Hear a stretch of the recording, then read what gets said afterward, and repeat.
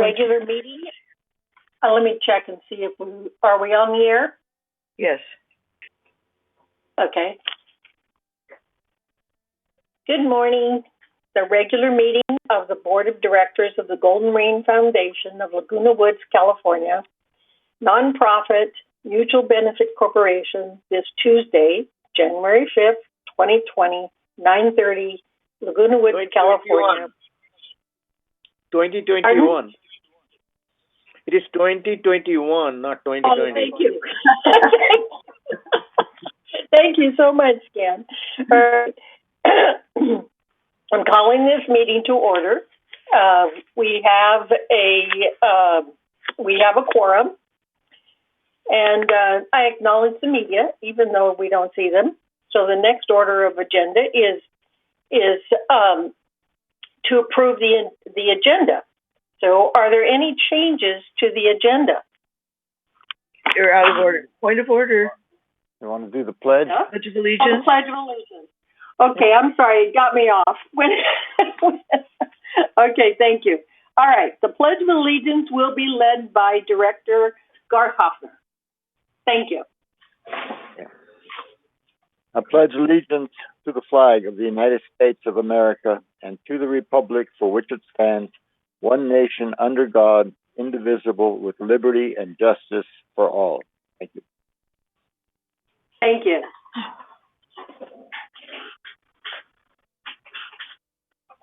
So I already acknowledged the media.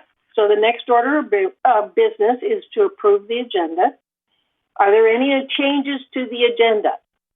Madam Chair, Yes. Joan. we need to add under unfinished business to complete our elections to fill vacancies for the officers' positions. Thank you. Unfinished, okay? No, that was it there. Madam Chair, Yes. I noticed this morning I had received an update to the agenda, which included that. But I would like to add, or at least amend the agenda, where we are issuing our reports. No mention was made for a report on the status of the energy solutions. And also, when we talk about committees, we refer to it as a committee, and I would like to amend that to refer to it as a group, since we do not really have a committee yet. It's we can call it a group, but the title of it is Energy Research Ad Hoc. Right. That's Yeah. fine. Research, ad hoc group, not committee. Okay.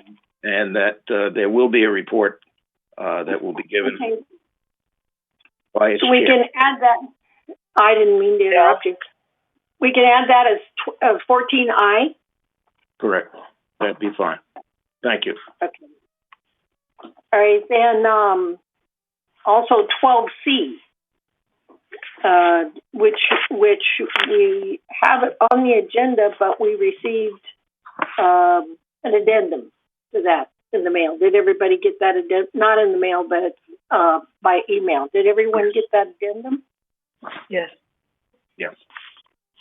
Okay, so if there are no further changes, if there are no objections, the corrected agenda passes. Thank you. The next item on the agenda would be to approve the minutes of December 1st, 2020, regular open meeting. Are there any corrections? Okay, if there are no corrections, then the regular open meeting of December 1st is approved. The December 7th, 2020 special open meeting VMS appointments. Are there any corrections or additions? If there are no corrections or additions, the minutes that's passed. So report of the chair is very short, but I want to welcome Maggie to our GRF board. So raise your hand there, Maggie, so everybody can see you. Okay, thank you. And I will have to say that the network contract was signed, and so we're not going to have any blackout days on that particular channel. So the next order of business would be the CEO report presented by Jeff and Siobahn. So, Jeff? Yes, thank you, Bunny, and to the board, good morning, and to our residents, good morning. Happy New Year to everybody. Looking forward to a better 2021, let's put it that way. So I have 4 things that I just wanted to mention. I wanted to mention a couple of COVID pieces of information. One, because of the holidays, the calculations and information that is being disseminated by Orange County Health got tweaked a little bit because of the holiday. But one of the important points that I wanted to note was on if people go to the website today, what they're going to see is that the positive cases that were reported as of yesterday skyrocketed from 2,000. The number was 2,200. I have it right in front of me. Excuse me, 4,406 positive cases the day before coming out of the holiday. But because of the accumulation of that, the positive cases went up to almost 9,000. There are now 8,990 positive cases in Orange County. So that's almost a doubling of positive cases. And unfortunately, 25 additional deaths in Orange County were reported. Probably more significant though, and it didn't change much, but it's still very high, is both the hospitalization rate total of over 2,000 hospital beds that are being taken, and at this point in time, 500 ICU beds. And that's really the critical side of that is that in Orange County, as we are, as you know and remember, we're part of this now Southern California group. And unfortunately, those ICU beds as a percentage are down to basically 0. So now they're doing triage even outside the hospitals in a couple of places. I know in St. Joe's up in Fullerton, and at the Irvine Medical Center, UC Irvine Medical Center there in Orange, both have created outdoor campuses where they can handle emergency cases, not just COVID, but emergency cases, and to address both of those issues that are being impacted right now. So we're being very careful out there. Again, wearing the mask, social distancing. We're at a time where we're going to see potentially spikes in numbers because of the holidays, which is unfortunate. On that note, I wanted to mention the second thing was that we have been working at staff level, and a couple of your members, Gian, has been real involved, and I appreciate his support.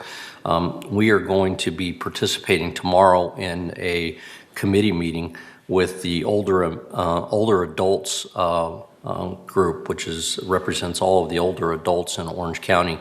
And they have a working group, which is a subcategory of the vaccine task force. So this is a working group on trying to address how people in nursing homes, assisted livings, and then now, because it's been ratcheted up in a higher category, excuse me, people that are age 75 and older are higher up on the priority list with regards to getting the vaccine. So the question becomes now, how do we get the vaccine disseminated? What is the process going to be? So we're going to be involved with that working group tomorrow to see what their recommendations. They invited us after we made a number of calls that we wanted to be involved, since we have a big population here. So that's really good news that they're engaging us. And then on Thursday, to follow up on that, we are going to be having a staff meeting with Chris Macon and the city. Because it is very possible that the way they're going to disseminate the vaccines is through a group effort with all of the cities to create their own kind of distribution centers within each of the cities. And if that's the case, what is going to be the best for Laguna Woods, not only the village, but the city of Laguna Woods, and how we would work with them to help disseminate the vaccine. So I'll be able to certainly give you guys an update by the end of the week. I think we're going to have a lot more information. The interesting thing that I learned yesterday through the governor's office and his presentation, if you happen to see that, is that there are much more in the case of actual vaccine vials that are here in California than have been actually disseminated. So it's one of the things that they're running into. The challenge is finding enough people who can actually administer the vaccines because of the legal requirements and such as. So that is a struggle that's going on right now. So that we've been in contact with Memorial Care and our local areas to make sure that, hey, if it's CVS or Walgreens or Memorial Care or whoever it is, can we make sure that we can get enough people who can administer the vaccine if we get the vaccine to us in a pod concept, I call it, which would be maybe one of our clubhouses for distribution. So we'll keep you updated on that. Tomorrow and Thursday are going to be a couple of big days as far as getting some additional information on that. The last thing I wanted to mention, because it's been a topic for the committee for a while, and a personnel issue, but I just wanted to give you, the committee and the community, an update that we started the recruitment for a facility engineer back in December, hoping that we would be able to snag somebody and get them on board as soon as possible coming the start of this new year. We had a number of applications that came in early December. However, unfortunately, most of those people didn't qualify, didn't have the qualifications that we were asking for. They had just, made a submittal of an application, maybe hoping. So those have been screened out. We continue to do that.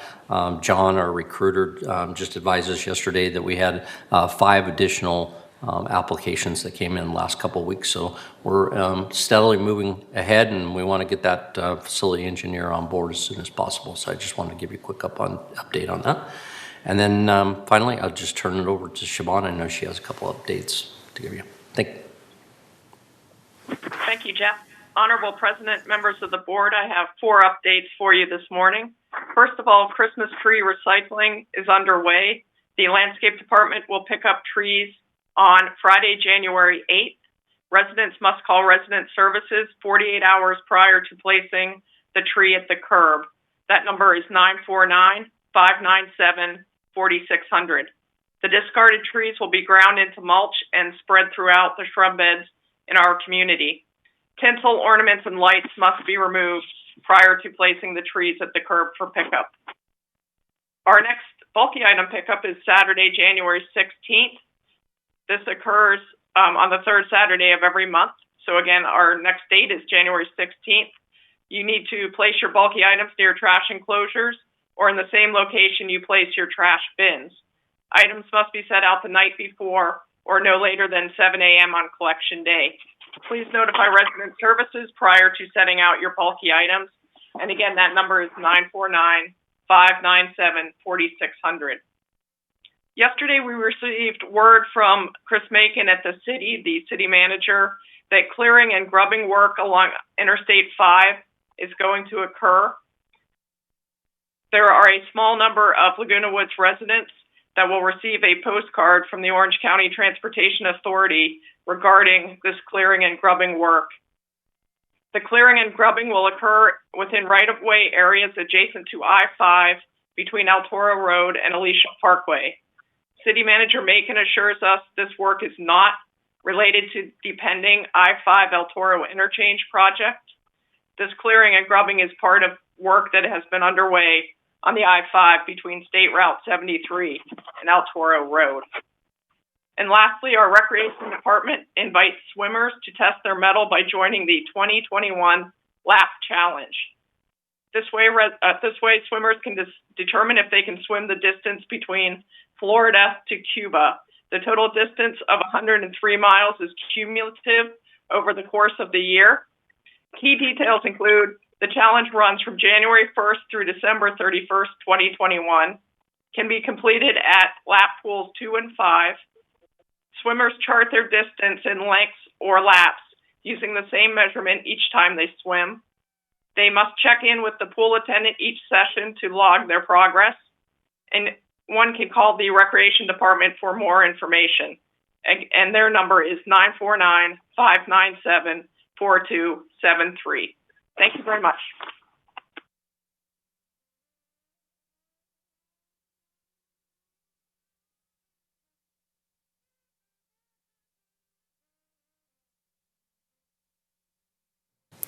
President Carpenter, we are unable to hear you.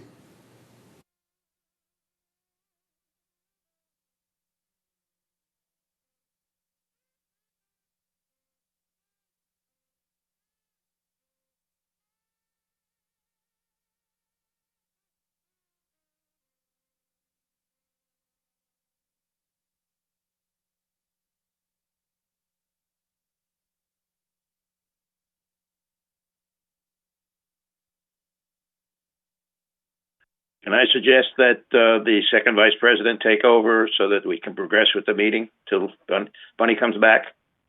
That'd be Egon.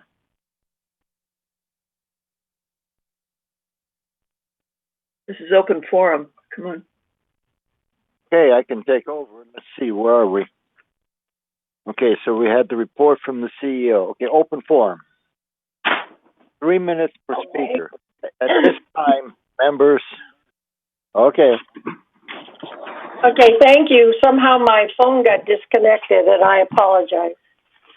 And thank you, Egon. So we're on the open forum. Everybody can hear me, right? Okay. The open forum. At this time, members only may address the board of directors regarding items not on the agenda and within the jurisdiction of the board of directors. The board reserves the right to limit the total amount of time allotted for the open forum, or members may call 949-268-2020 or email meeting@vmsinc.org to request to speak.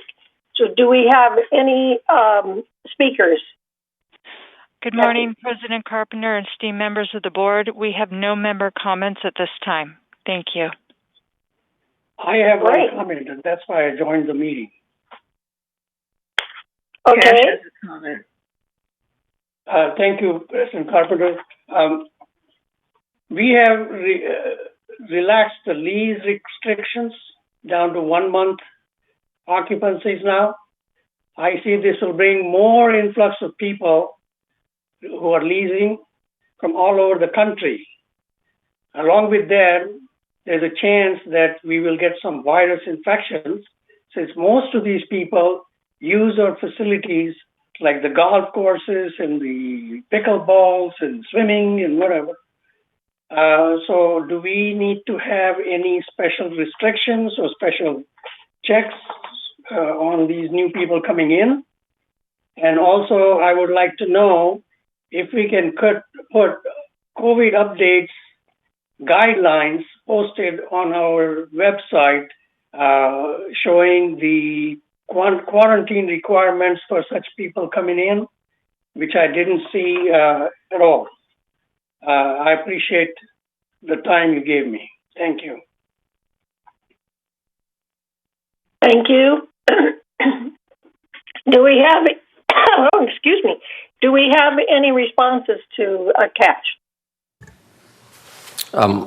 To President Carpenter, we can update our website with a link, especially a link to the state information with regards to quarantines or with regards to how people are to handle the requirements and orders from the state. We can make sure that that link's there, which it has been, and if there's any specific information out there that we can take a look at that and see if we want to highlight that. Okay, thank you. Are there any other speakers? Egon?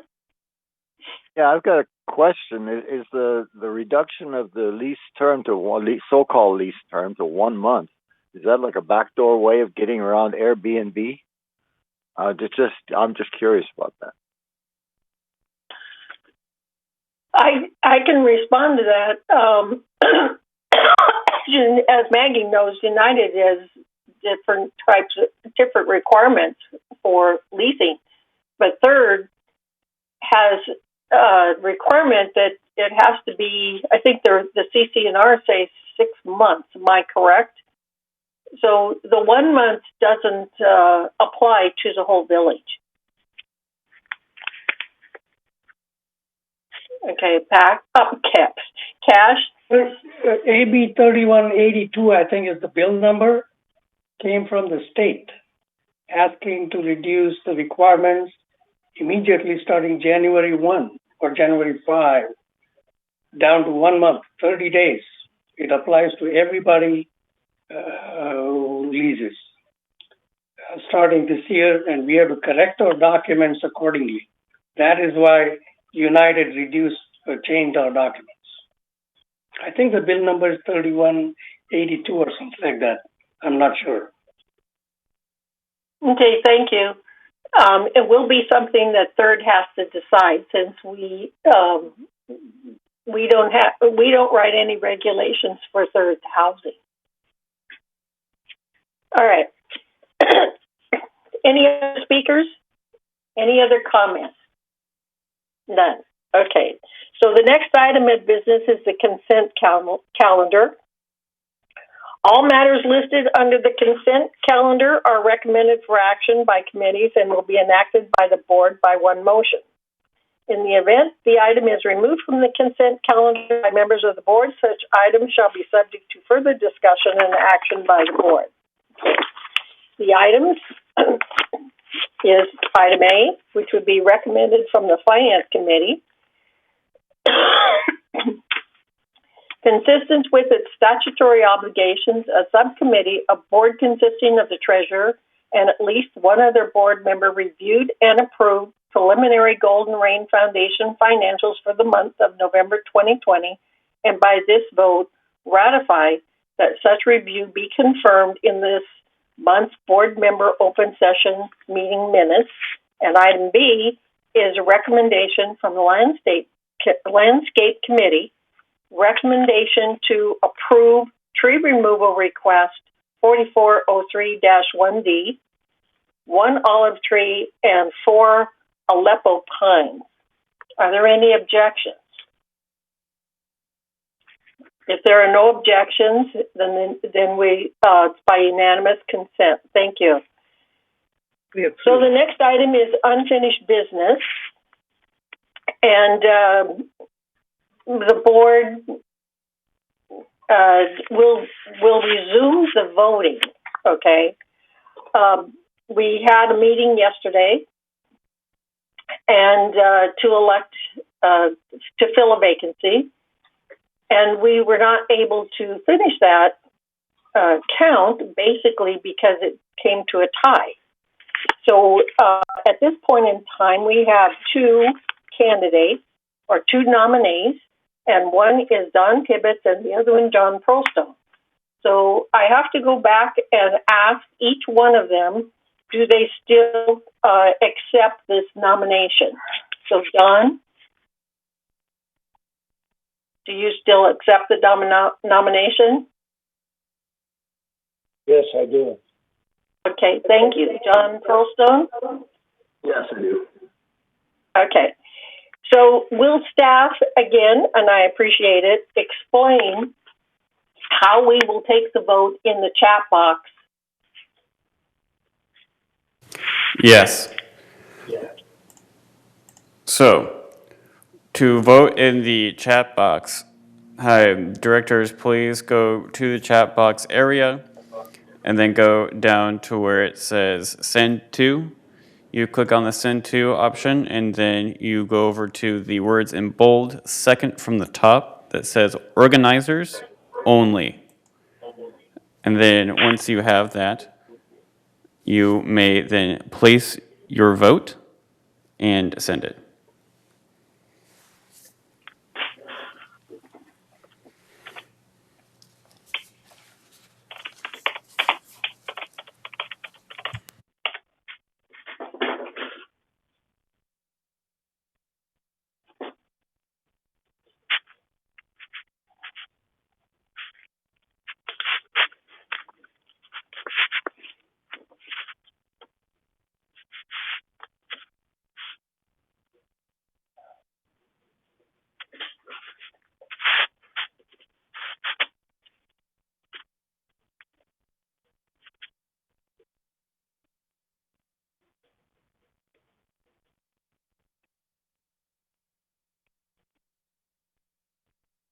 Grant,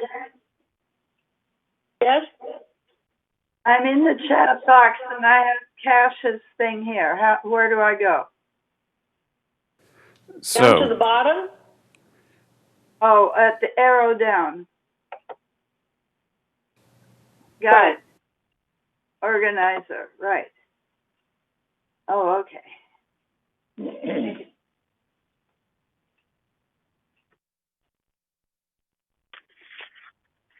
Grant, I have emailed you my vote.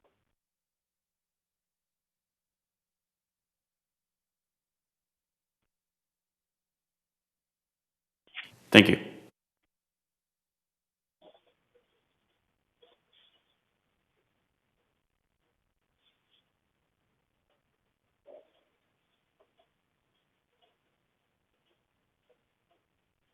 Maggie, did you hit? Oh, I got it. Thank you.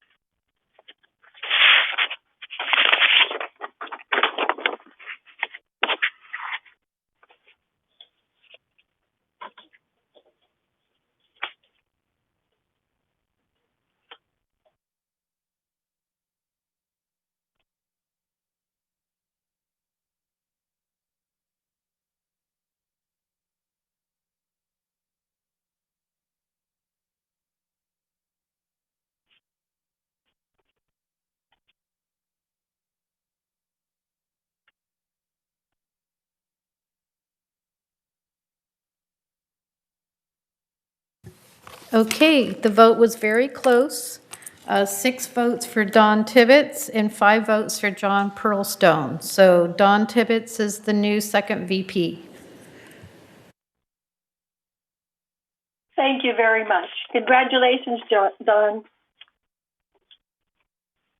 Thank you.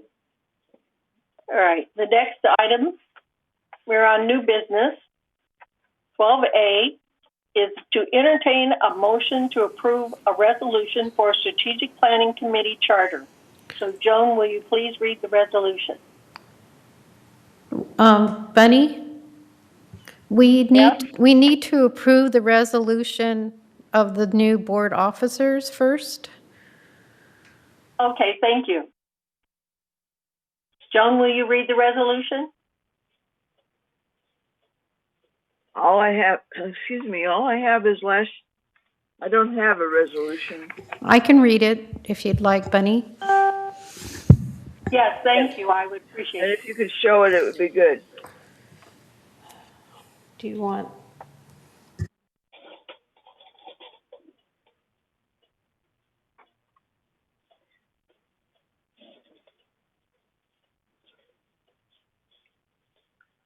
I can read what I have, but Cheryl,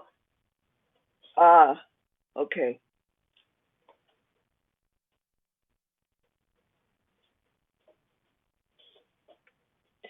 Okay.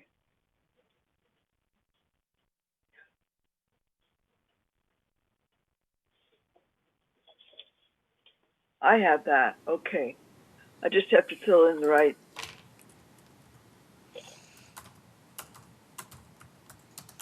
We have to fill in the right names, right?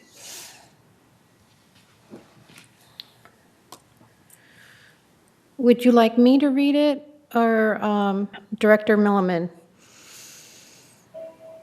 I can read it from there, Cheryl. All right, thank you. Thank you.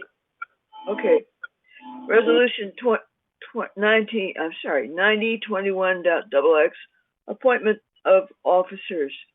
Resolved on January 5th, 2021, pursuant to Golden Rain Foundation bylaws, which set guidelines, terms, and responsibilities for the election of officers to this corporation, the following persons are hereby elected to the office indicated next to their names to serve: Bunny Carpenter, President; Egon Garthoffner, First Vice President; Don Tibbetts, Second Vice President; Joan Milliman, Secretary; James Hopkins, Treasurer. Resolved further that the following staff persons are hereby appointed in ex officio officers of this corporation: Jeff Parker, Vice President, ex officio; Siobahn Foster, Assistant Secretary, ex officio; and Betty Parker, Assistant Treasurer, ex officio.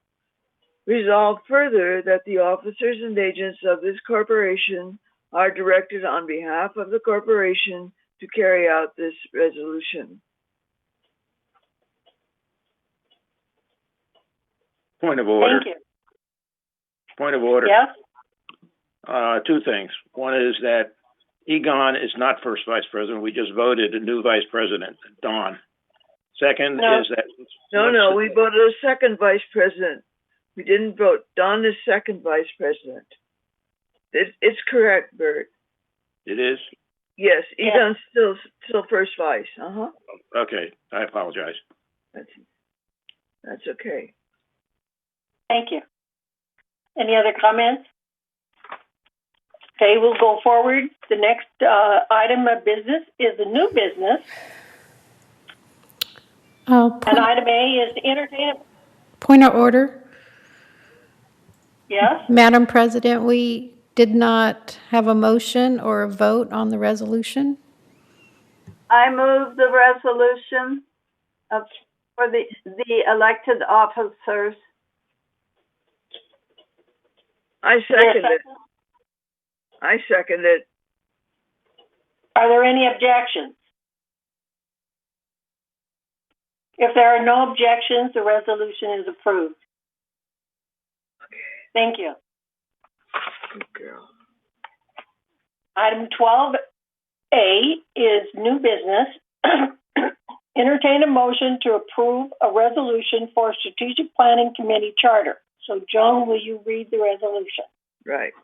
Resolution 90-21XX, GRF Strategic Planning Committee Charter.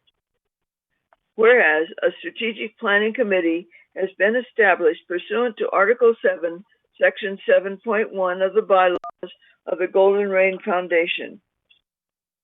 Now, therefore, be it resolved, January 5th, 2021, the Board of Directors of this corporation hereby assigns the duties and responsibilities of this committee as follows. 1. Perform the duties imposed upon all standing committees as set forth in the resolution entitled General Duties of Standing Committees. 2. Review, evaluate, and make recommendations to the corporate members according to GRF Bylaw 2.1.4 in relation to A, sale and or conveyance of Golden Rain Foundation or Golden Rain Foundation of Laguna Hills Trust real estate and or improvements where the value of the real estate and or improvement is appraised for at least $500,000. B, lease of real estate or improvement in excess of 1 year. C, acquisition of real estate where the total amount to be paid is at least $500,000. D, expansion of facilities or construction of new facilities, either the construction of a new facility or an addition to an existing facility of at least 1,000 new or additional square feet, or a minimum cost of $500,000. And E, any borrowing in an amount in excess of $1 million. 3, building community consensus on the vision of the village's growth, financial and operational goals translated into specific quantifiable goals and objectives. 4, helping Village Management Services, VMS, Inc., identify critical strategic issues facing the organization, assisting in analysis of alternative strategic options. 5, understanding the organization's industry, market, community, and improve core competency. 6, keeping up to date on industry and local market trends, opportunities to improve the cost effectiveness and quality of services provided by the organization. 7, identifying and assisting in the development of major new programs and services. 8, developing criteria for management to use in evaluating potential strategic investments. 9, making recommendations to the full board related to the organization's mission, vision, strategic initiatives, major programs, and services. 10, in cooperation with management agent, VMS, establishing the development of 3-year, that should be 3-year, and 5-year, and long-range, 10 years or more strategic plans, with an S, with measurable goals and time targets, and present plans to the board. 11, in cooperation with managing agent, VMS, annually reviewing the strategic plan and recommending updates as needed based on changes in the market, community needs, and other factors. 12, researching alternative sources of revenue and alternative cost-sharing models and make recommendations to the board. 13, the committee shall perform such other tasks as are assigned by the GRF president or board of directors of this corporation. Resolve further that the officers and agents of this corporation are hereby authorized on behalf of the corporation to carry out this resolution. I move we accept this resolution. Is there any discussion? Is there a second? I'll second it. Thank you. Is there any discussion? Maggie and then Jim. Okay, on number 5, all the lead words,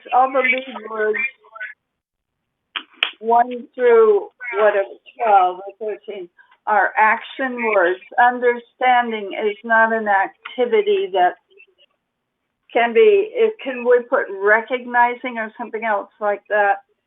We have helping, building, review, perform, making, developing, identifying, and then just understanding is not something that we can quantify or test.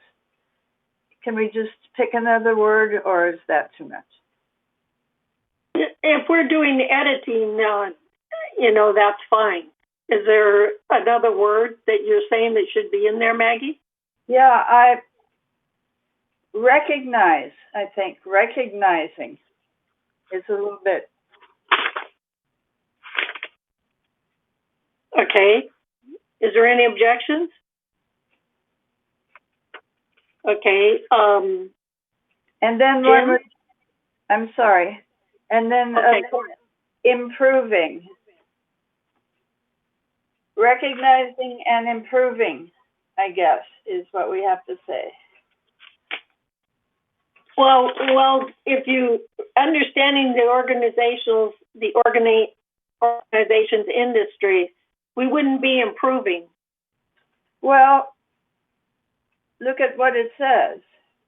I know, but we still wouldn't be improving in the industry. Okay, then how do you want to reword that? May I say something? Yes. Grammatically, it's incorrect. Leave it as this. Say recognizing the organization's industry, market, community, and improve core competencies. The improving of core competencies is based on recognizing the organization's industry and the marketing community, is it not? Okay. That sounds correct. Siobhan's shaking yes, so that we need to say that they recognize the organization's industry and the market community in order to improve core competencies. Would you say that? Instead of and improve, say in order to. Yeah, In that order works. to improve core competency. Just say to, in order is necessary. In order to improve core competencies, they have to recognize. Okay. Okay, thank you. Now Jim was next, and then we can do John. Jim? I can't hear you. Jim, you're muted. There we are. You got me? Yeah, I realize that the Strategic Planning Committee is new and still finding its way. The charter seems to be a confluence between operating responsibilities and planning responsibilities.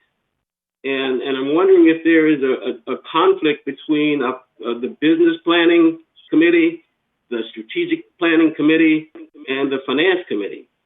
And I think they need to be reconciled so they're not running into each other in terms of their charter as responsibilities and authorities. And I haven't reviewed all of them together, but it just seems like they're running into each other. Okay, Joan, I know you would best speak to that, but I do know finance is today. Okay, strategic planning is long term, and also the creation of it was to be able to look at new revenue ideas, which we never had a committee before that would actually, that staff could go to, or members or anybody, that new ideas were presented for revenue. And then the planning has always been a little confusing to me, but it meets about a couple times a year. Am I off again? Can you hear me? Yeah, but we hear a phone ringing as well.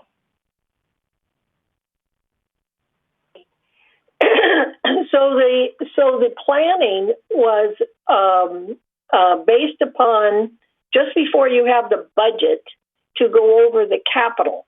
Is that correct, Joan? Joan? I don't know. I'm sorry. The planning, what are you talking about? Strategic Planning Committee? I'm sorry, buddy. There's 3 committees for finance, and so Jim is looking at where's the overlap. So there's the Finance Committee, which reports on finances to date. There's the Business Planning, which was originally designed by GRF. It's been a standing committee for years, from what I understand.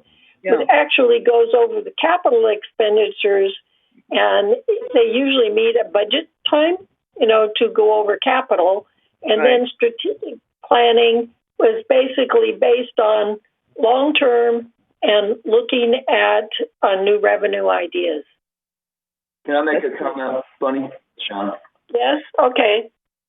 The nature of all those 3 committees would certainly have some intersection if you just think about what their purposes are, but I don't think they'll run into any conflict. Strategic planning, and I think everything in the charter supports this, is the big picture a funnel. It's the widest part of the funnel, trying to capture anything that might come up that might affect the community and determine where it fits in as part of the overall puzzle. When you look at the Finance Committee or the Business Planning Committee, they're looking at pieces of the puzzle. And certainly anything that would affect finance, the Strategic Planning Committee might say, let's make sure finance looks at this as part of their duties. Conversely, finance might have a project they come across and say, we need to see if it fits in our strategic plan. Exactly the same concept for business planning. So strategic planning would sit at the top of the pyramid, so to speak, just because it's trying to make sure that what finance is looking at isn't conflicting with some 10-year plan that we have for possible capital expenditures or what have you. And the same would go for business planning. But again, I don't think there is anything within the charter that would be like, well, strategic planning says we get to decide it, but it's really finance's decision. That isn't how it's written. It's all. It's just these are things that we review and coordinate with those other committees. So again, I think there'll have to be overlap because they all have similar purposes. It's where they fit in the process that'll be determined by working together. Okay. John was next, and then Joan. John Carter. Hey, John. Okay. We can't hear you.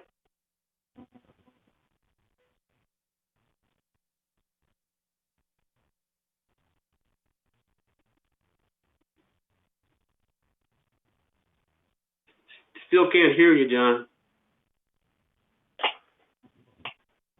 Try pressing your space bar, John.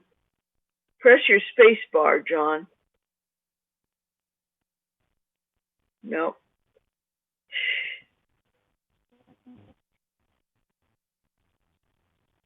Okay, Joan. All right, I guess we can't hear John. Okay, two things. As I understand, the strategic planning group is a long-range thing in conjunction with things that are happening and staying on top of the market, but it's a long-range plan. The finance group is more short-term, and the business planning group is on capital expenditures. So we've often wanted to have a long-range plan. So strategic planning is primarily that. And I would say that probably their most important item is number 10, which says, in cooperation with managing agent, establishing the development of a, and this should be edited, 3-year, 5-year, and long-range 10 years or more strategic plans, plural, with measurable goals and time targets, and present those plans to the board.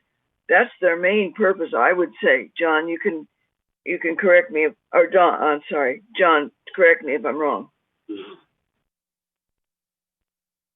No, I think you've got the basic premise. The reason for all the other provisions is what we do want to run into is having an exclusion in the strategic planning committee where some other committee would say, well, you can't review that and can't look at it. Because it came up a couple times in discussions. There's a Clubhouse 1 ad hoc committee, and when they make a determination, should strategic planning be able to make sure that fits into the overall strategic plan? Well, there needs to just be some provision that says, sure, we can put some input on it. The decisions are still made at the board level. It's really just all from a review standpoint and getting as much input as possible. Are there any other questions?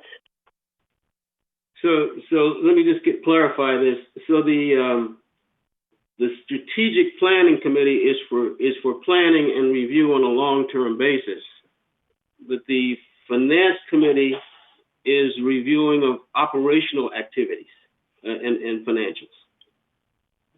In essence, a current year. Is that what I'm hearing? Yes. Yes. Okay. Are there any other questions? If there are no other questions, all those approve? All those in favor? Okay. So we have 1, 2, 3, 4, 5, and I can't 6. And John?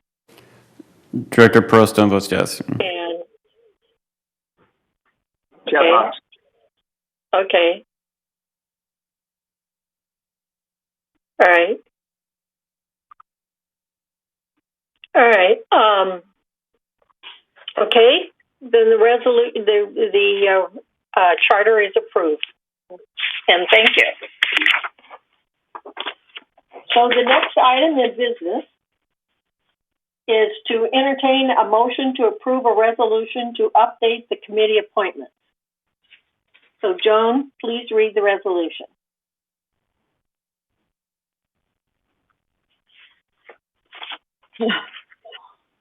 Okay, this is Resolution 90-20-XX, GRF Committee Appointments.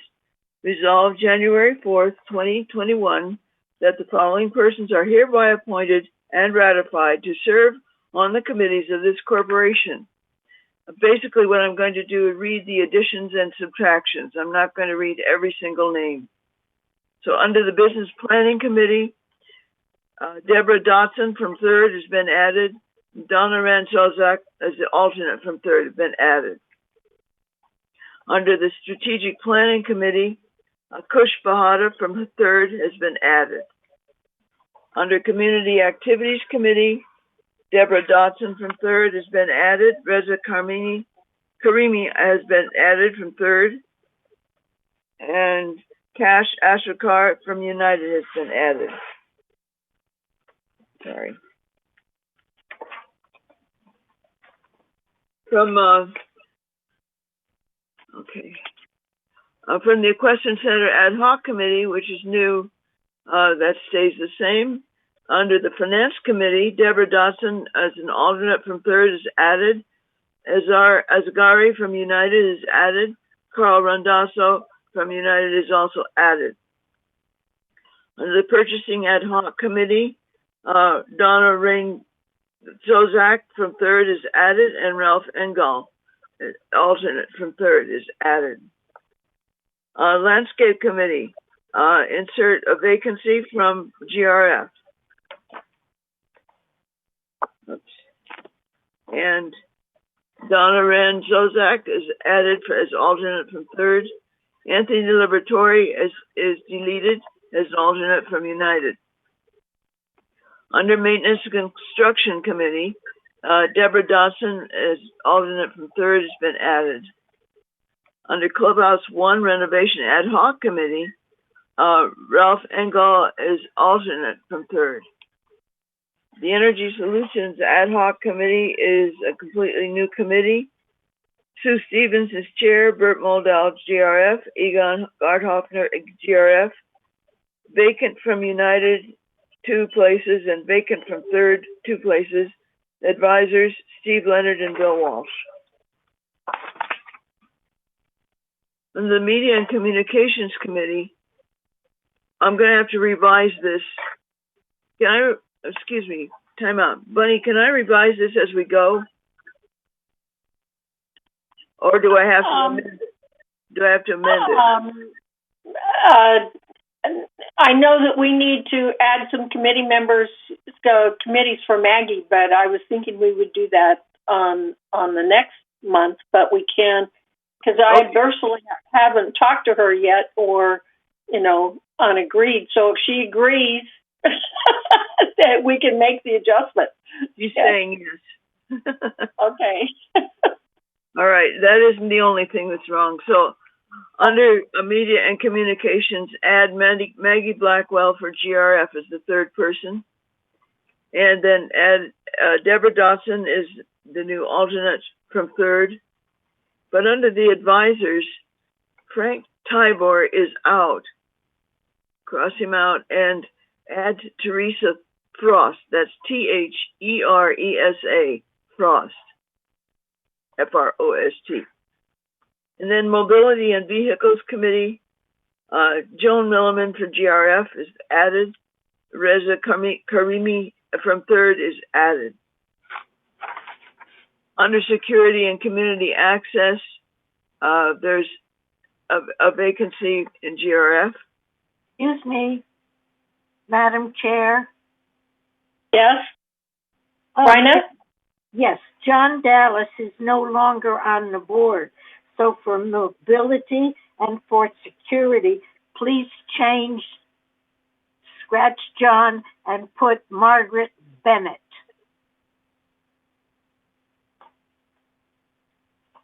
Thank you. That's Security and Community Access. Okay. And mobility. And mobility when I get to it. Okay, thank you. Okay, Security and Community Access, I'll repeat. We have a vacancy for GRF. And then add Craig Wayne for 3rd. Donna Rain Zozak for alternate for 3rd. Manuel Armendaris for United. Take out Anthony Liberatore. Add Andre Touring as the alternate for United. And now Margaret Bennett for Mutual 50. Okay. Disaster Preparedness Task Force. Take out Judith Troutman, alternate GRF, and add Donna Wren Zozak for alternate for third. No changes in the GRF bylaws ad hoc committee. Laguna Woods Village traffic hearings, add Deborah Dotson as third, and Kush Bahada as alternate for third. No change in the select audit task force. The insurance ad hoc committee, which is new, take out Anthony Liberatore for United. Sorry, turn the page. And take out Carl Randazzo for United and take out Andre Torn for United. I'm sorry, Raina, what was the other committee? Security and Access Mobility? Oh, okay. John, that's Margaret Bennett. Okay. Resolve further that Resolution 90-2059, adopted December 1st, 2020, is hereby superseded and canceled, and resolve further that the officers and agents of this corporation are hereby authorized on behalf of the corporation to carry out this resolution. I move we accept this resolution.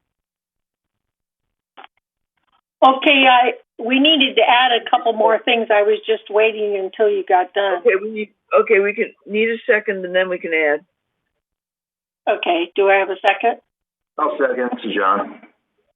Okay. John, okay. So there's the three areas that we need to add, and I don't know if you caught this, was John Carter for maintenance and construction in place of Inessa Nordlis. Okay, wait a minute. Let's see.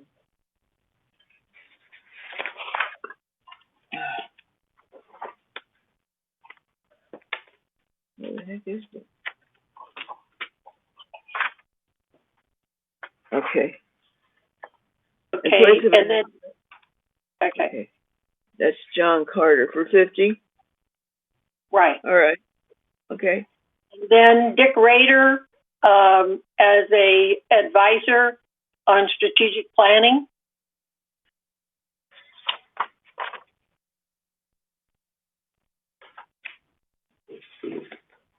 Where is it?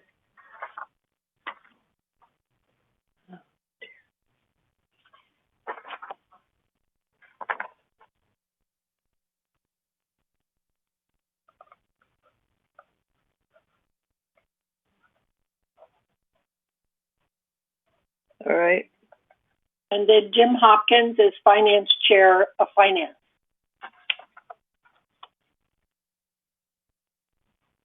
Oh, it's vacant. Okay, Jim. Again, may I make a correction or an addition? Yes. For the bylaws, GRF bylaws, instead of Rhina, put John Carter. Okay. Thank you.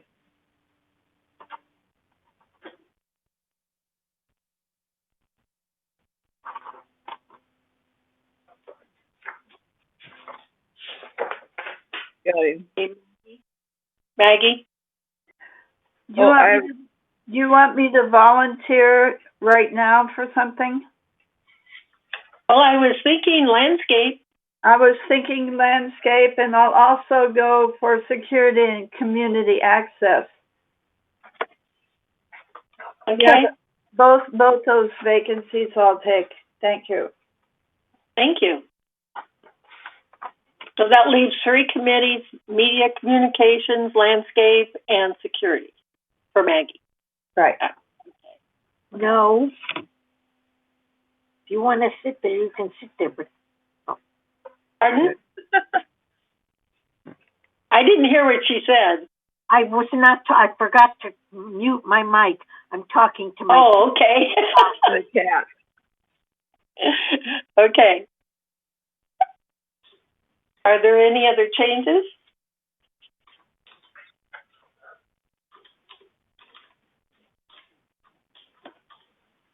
If there's no other changes, all those in favor of the corrected committee appointments.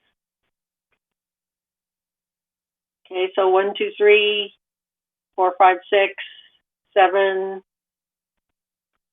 Okay, the motion passes. Thank you. The next item is to discuss and consider frequency of committee meetings. So, Siobahn, do you want to speak to that? I know you sent an addendum. Sure, Bunny. All we did was try to prepare a staff report that gives the factual information concerning the number of board and committee meetings, and drawing attention to the fact that in 2017, a conscious decision was made by the then GRF president to reduce the number of committee meetings so as not to pull staff away from core responsibilities. So what you have before you shows a trend upward in GRF board and committee meetings since that 2017 timeframe, and comparatively for the Third and United Mutual board and committee meetings, a trend down, a decrease in meetings since 2017. And then on page 2 of the report, we just simply outline the recent changes that have been made to the GRF committee structure, which includes the addition of new committees and ad hoc committees, as well as an increase in the frequency of meetings for the Communities Activities Committee.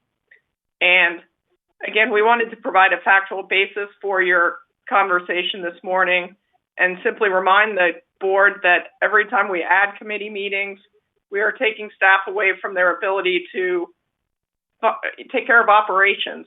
So we've made many additions to the committee roster recently, and just want you to be cognizant of the fact that that requires staff time and pulls staff away from operational responsibilities. And I'm not sure if Mr. Parker has anything to add.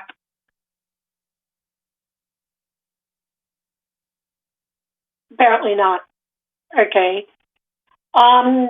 What this came about was because the fact that MNC meets every other month, and GRF has, and I don't know what the statistics are today, but in the past, basically our projects are double that of mutuals.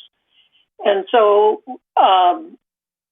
it was discussed that it's really difficult for MNC to work with only meeting 6 times.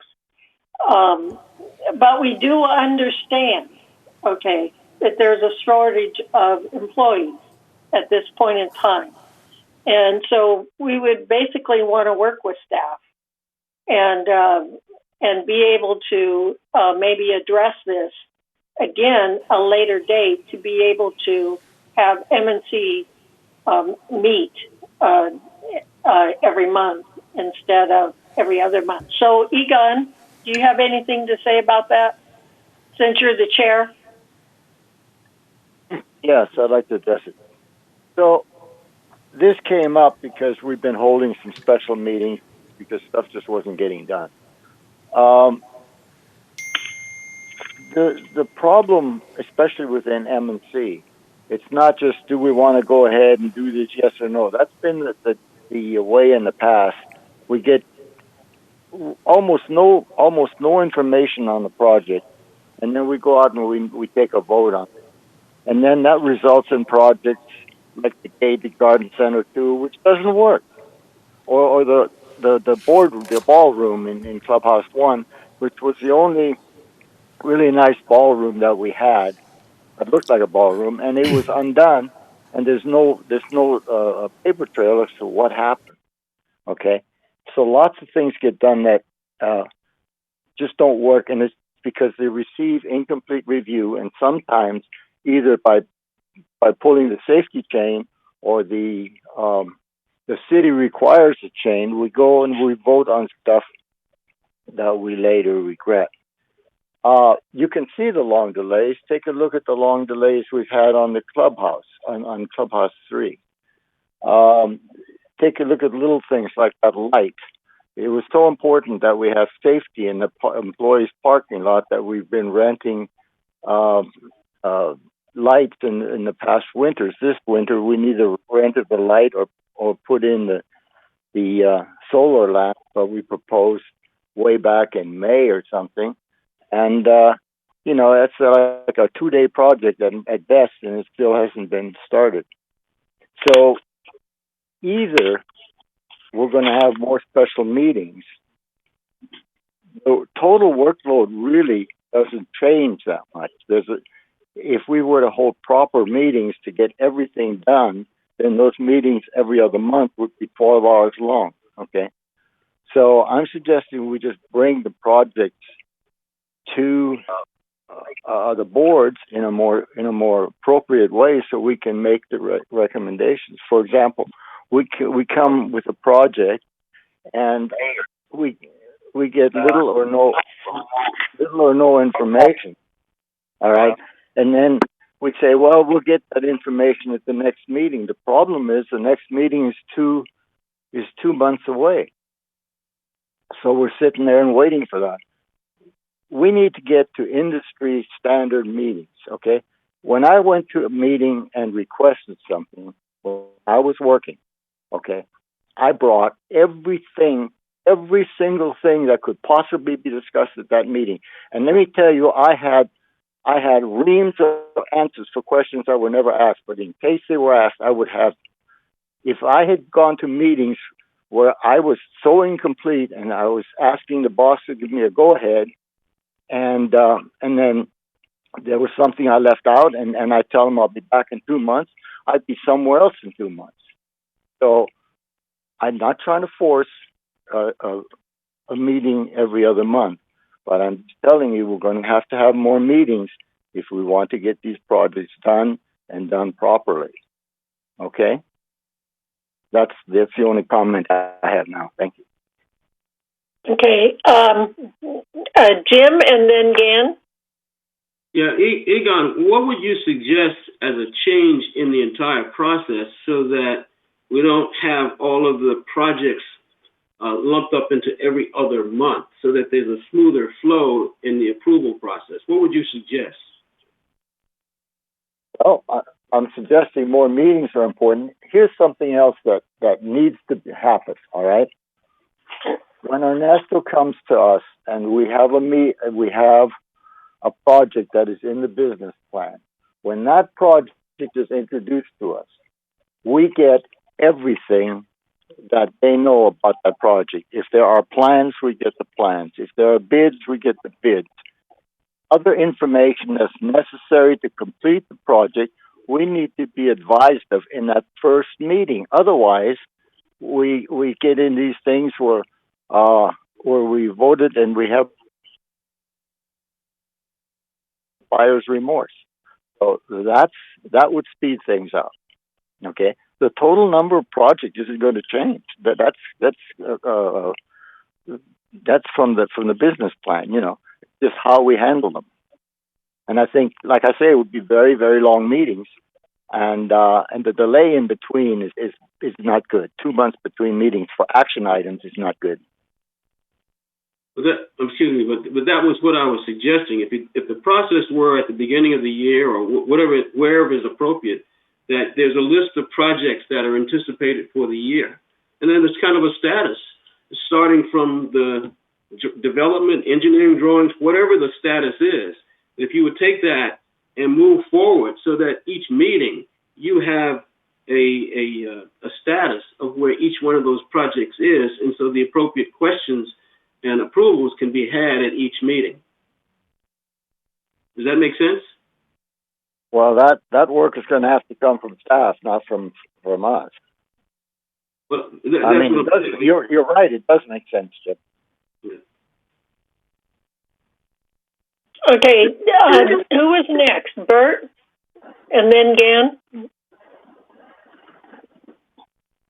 We spend a lot of money in M&C, and to look at things every other month, by the time every other month show up, it's conceivable that we have spent tens of thousands, if not hundreds of thousands of dollars. And I think that is totally inadequate in terms of our meeting our responsibilities, in terms of oversight. So that's another reason I think that we have to meet. There's also another situation where we may not even need staff. We have been operating with the energy group now for several months and have not had a staff member on that meeting at any time. And we have been making progress. So there are times when staff support really is not needed. It's probably there only because, I mean, if they had a facilities manager, we would probably invite him in. But right now, we are basically going out there. We are contacting vendors. We are collecting information with regard to what's happening in the industry. We are putting together a plan, okay? And staff is not involved at all. So there are times perhaps where committees can meet, not the boards, but committees can meet without staff. And that should be brought into consideration. Thank you. Okay. Dan? We spend a lot of time to decide which project we should do, what to do, then hire a consultant to tell us the programmatic study and all that we do. And if we have selected at the board level and a project and approved a budget, then we should go ahead in a systematic manner so that that project can be completed in an efficient way. But if we keep this alternate month meeting, for example, Clubhouse 1, we decided to do certain things, and then we decided to have a programmatic study. Then next 2 months, we have prepared a request for proposal that is under review. Then we will approve that. So it makes the project thing very, very slow and very, very inefficient. Although we have decided that we need to do this thing. So for the efficiency of the project, once we decide and finalize the budget, then there should be a very regular meeting to facilitate the construction or design process in a meaningful way. So it cannot be just every alternate month that we'll meet, then only that can be done. It cannot wait like that. And the staff cannot depend on that to do their job efficiently. So I would suggest once you select the project, assign the budget, then let the project go with its own speed without making a mandatory every other month meeting or something like that. If it is a project meeting, let it be a project meeting. And does not have to be a board meeting. So that is my suggestion to do something efficiently. Thank you. I'll have Ernesto speak and then Egon, but I think it's a very good idea that at the beginning of each year, that the whole committee go over all the projects that is for the whole year. So basically, when the committee looks at it, they would be able to see what are some of the necessary actions and basically plan the whole year from there and have a better understanding what the projects are. One of the things is that is hard for the committee is when there's projects that come forward that have been approved in a prior year that they're not even aware of. So it is important, and I know Ernesto has 5-year plans of what these projects are. So it sounds to me like being able to review those at the very beginning of each year and plan it out would make it easier on staff and the committee too. So Ernesto, would you like to speak to that? Good morning. Good morning, Madam President. Can you all hear me? Yes. Okay. First of all, let me start by saying that the business of GRF can be more than adequately handled on every 2 months basis. The purpose of the MNC is to oversee your assets and to execute your programs and projects that the board adopts through the budget process. We have more than adequate staff and more than adequate consultants on board to be able to do that for you. And that can be done every 2 months. We don't need to meet monthly to talk about this project. These projects don't move that quickly to have to meet on a monthly basis. The committee is required to monitor the progress of your programs and capital improvements. They shouldn't be getting into the weeds of the design process and how to do a specific project. That just delays the project, and there will be huge delays. I can tell you that. And I can see that already happening with several projects that we brought to the MNC, because there's a lot of involvement from the MNC now as to how they want the projects run. They change the scope. There's many things that are happening that are just going to drag this project on and on. We have successfully in the past, and Joan Milliman, Dan Tabbitt, Maggie have all been involved in this, and they've known that this has worked. We've been able to execute your projects and programs successfully in the past. So this is nothing new for us. The budget has not increased dramatically. We should be able to get it all completed for you. And there's just absolutely no need. There's a tremendous amount of work that goes into putting agendas together, completing reports, presenting minutes, making the presentations. It ties up a lot of staff. It requires field work, office work, and it's just unnecessary work in order to complete what you give us to do. The board approves a capital improvement program through the budget process. Once that's approved, essentially the board is giving the direction to staff as to what they want done. And staff, you're paying for staff to do that for you. You really don't need to be in the weeds with staff delaying the project, which is essentially what it does.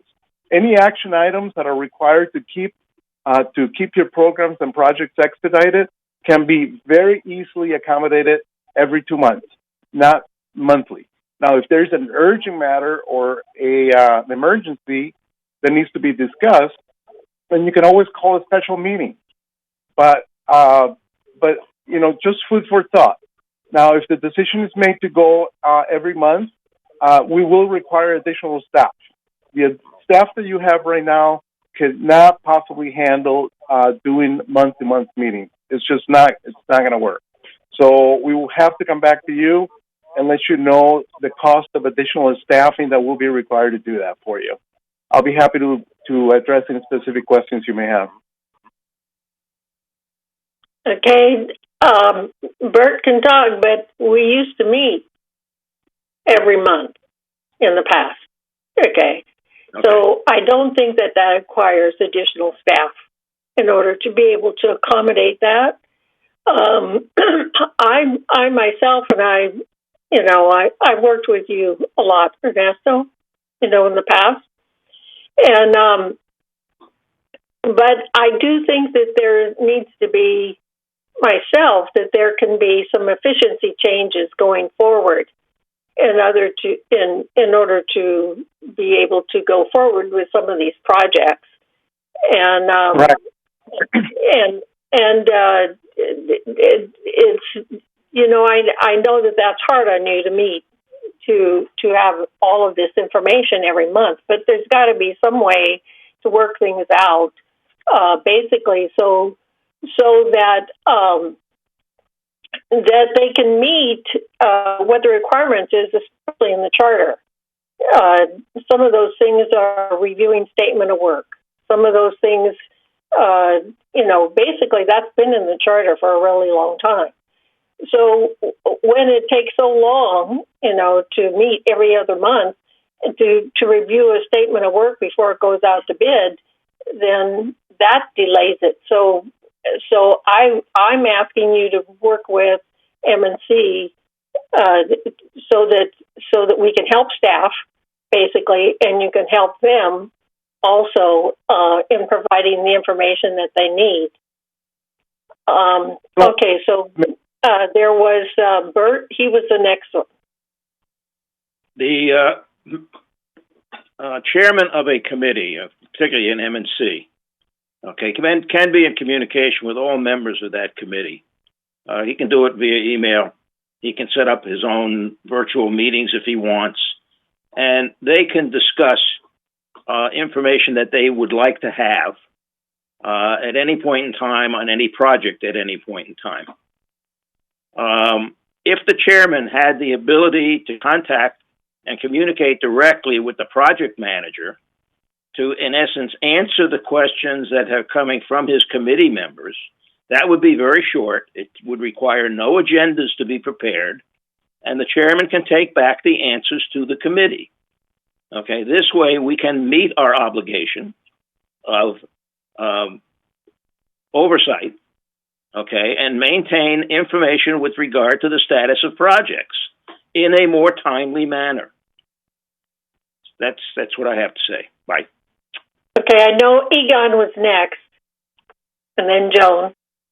Okay, well, Ernesto, that was very forceful. And I suppose we could ask for how much additional time would be involved. And I think a lot of it would be Lori's time, because we're not asking for additional information from the engineers or other staff members that doesn't already exist.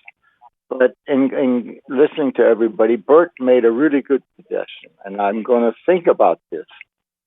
He suggested that we can have meetings to discuss M&T meetings without staff present. And I think that's a superb idea, because some of our best discussions have been when we have not had staff present, to be perfectly frank with you, because and that's only natural, because staff doesn't have us present when they hold some of their important meetings, and we would be in the way if we were there. So I'm going to suggest that we think about that or discuss it maybe at the end of our open session when we're just directors only, and we've moved forward with adding a second every other month. We have a meeting where staff is not present, but we can make requests via Lori for information that we would like to be able to use at that meeting, and then we can make our decisions and pass those on at the second meeting. I want to point out something. Here in the guides that we were given as directors, under Swendelsson Gottlieb, an overview of fiduciary duties of California Common Interest directors and officers. I'll tell you what, we're not even scratching the surface as far as meeting the suggestions that are in this document. Okay, and all I'm doing is saying we need to have better fiduciary oversight and be more responsible to the owners. Not the owners, I'm sorry, to the members. Okay? And that's so, but I will suggest that we move forward with every other meeting be without staff, and we then work through the important projects. The other thing about Dan suggested at the first of the year, we have a meeting to discuss all the projects. That would be fine. But the first meeting of the year is really not until February. So maybe we can hold a special meeting between us and discuss the projects. There are still a number of projects that are undone from last year, and I haven't even looked in any kind of detail as to what's coming down the pike for the coming year. But I will assure you, I will do everything I can to make sure we don't have a messy business plan like that. When we approve the business plan, we're not approving the projects. There's a misunderstanding there.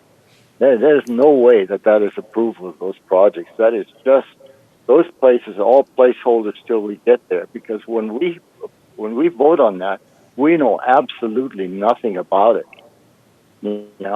I mean, if we approved it on that method, we should be run out of town with lawyers behind us trying to take every penny out of our hand. I'm just saying, we have not been doing a good job, we being boards, in meeting our responsibility. I'm trying to fix it. And I love Bert's suggestion. We will discuss that between directors at the end, and maybe we can move forward with that. Thank you. Okay, the next person, John, and I'm sorry I missed those in the chat box. So we have John, Jeff, Judith. So John, go ahead. Thank you, Madam President. I just thought I'd add a little insight to this discussion because similar situation came up at Third Mutual, where we wanted more information on a more frequent basis. I was on the M&C committee for GRF, and I asked about why not having more frequent meetings. And I just want to say that Ernesto opened the option up of communicating with him between meetings with any questions you have. There was a discussion about getting project updates so that way you know where things stand. Well, that exists. That's the project log. And upon really digging into it and reading it line for line, you can see where questions might arise. And I just want to put an endorsement out there and see if, Egon, perhaps I could solve your problem, which is there was nothing I wrote Ernesto about that didn't get a prompt response with an insane amount of detail. It didn't always meet my approval, and I had a lot of questions, but he was totally open to discussing them and working through things between meetings. I didn't abuse that and talk to him every day, but tried to summarize my questions perhaps once or twice a month, and he got that information back to me, and we were starting to get very productive. I was working through Cush, who was the head of the M&C committee at the time, and that was, I ended up moving over to GRF, so that role disappeared for me. But I'm just saying that the meetings don't necessarily get the answers to those questions. They can be quite cumbersome. There's a ton of preparation time. There may be specific things you want feedback on. Ernesto's right here. You can tell me if I'm wrong, but I think he's more than prepared to provide you whatever you need pretty promptly. So that's been my experience. Okay. Jeff, you wanted to speak? Well, I do. I think there's a couple things. I'm just going to piggyback on what John just said. Is that it's the key thing in remembering and what we need to continue the dialogue on is if you're going to have more communication, more meetings, more agendas, more dialogue, more information that's requested from our engineers, from our staff, that takes time. And the important thing that I think is that I want to be careful about, and I want you guys to be careful about and understanding is that when we're having this dialogue here, and then Third M&C wants 5 more things, and United M&C wants 5 more things, that's still the same staff. That's Ernesto and his team. That's not just GRF, that's United, that's Third. So when you take the cumulative impact of people asking for more things, there isn't enough Laura time or Ernesto time or his staff time. There needs to be additional staff added to meet these requirements. I just want to make sure that we're all in sync here when we talk about, GRF would like, more monthly meetings. Well, I just know just in the month of December how many more meetings that United, Third, GRF, we all had with regards to going through the corporate secretaries. And it's very easy to forget it's a cumulative impact here. It's not just one impact, but we're addressing one. And so I just want to make sure that if there's a desire to move in that direction, that you're suggesting, we need to come back and say, what does that mean for the staff? What's the impact? Can we absorb it or not absorb it? And we'll provide that information, and so that you understand what that cost is going to be. Okay, Joan.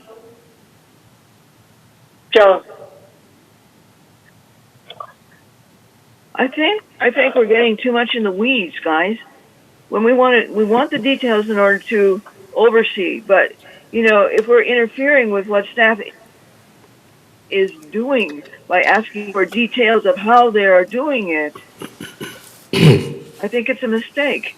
Our job is to make sure it gets done in an efficient manner, and asking for the details that we're asking for times, I think, is what is slowing things down. I'm concerned about micromanagement. And I think that those of us who are into this, and understand how that job should be done, sometimes interfere with how it's being done, if that makes sense. Just, I warn you, be careful of that, because that's holding us back. Okay, I see Judith in the chat box, and then Egon, and then as you suggested, that we can go forward and discuss this more during our chat time, after the closed meeting. And I think that we can come to a solution that works for both staff and the M&C committee. And I personally, I think this pandemic and meeting virtually and everything has stifled some of us, because I worked a lot of projects with Ernesto, and basically I could make an appointment and go in his office and get a lot of things cleared up. So we don't have that privilege anymore, and I know that it makes it hard to run things, based upon the current situation. So Judith? Yes, thank you, Madam Chair. I just want to throw some factors into your decision making. Staff just said and commented, let them do their job, and that GRF does not need to get into the details and design portion of projects, and that has worked well for them in the past. He also mentioned names of some directors, but those particular directors were not here last year during the PAC disaster. So what we wasted there was thousands and thousands of staff hours and millions of dollars going to a vendor that's no longer here on work that's never going to get done, because GRF directors were not allowed to get into the design portion or the details of a large project.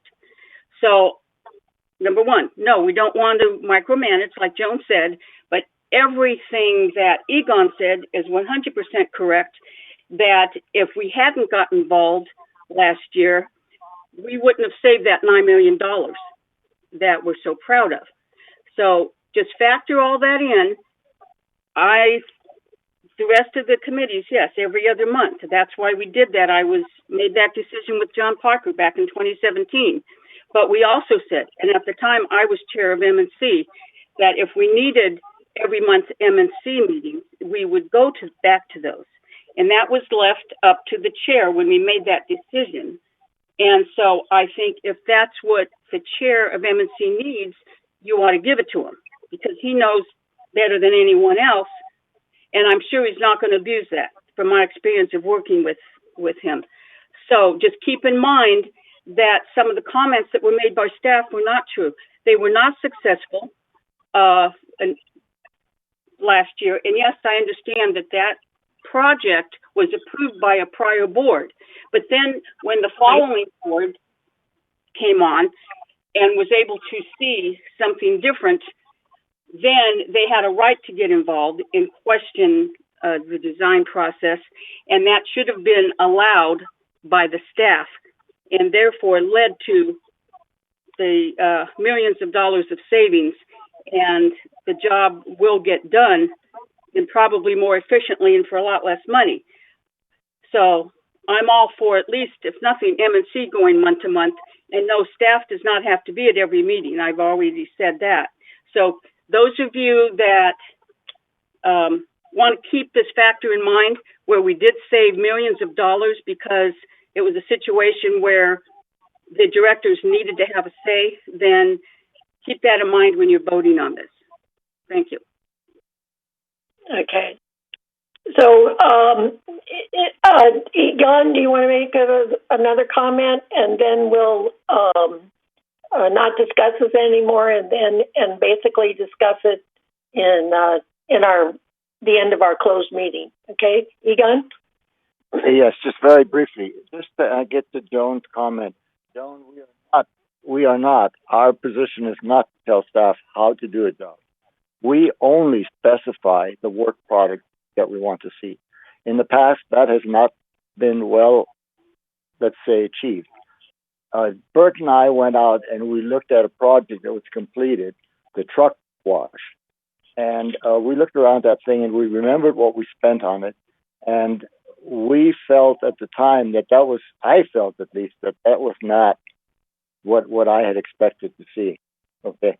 And I did not see whatever amount of money it was. Now it was quite high. We had to approve a supplement of 100 and some thousand.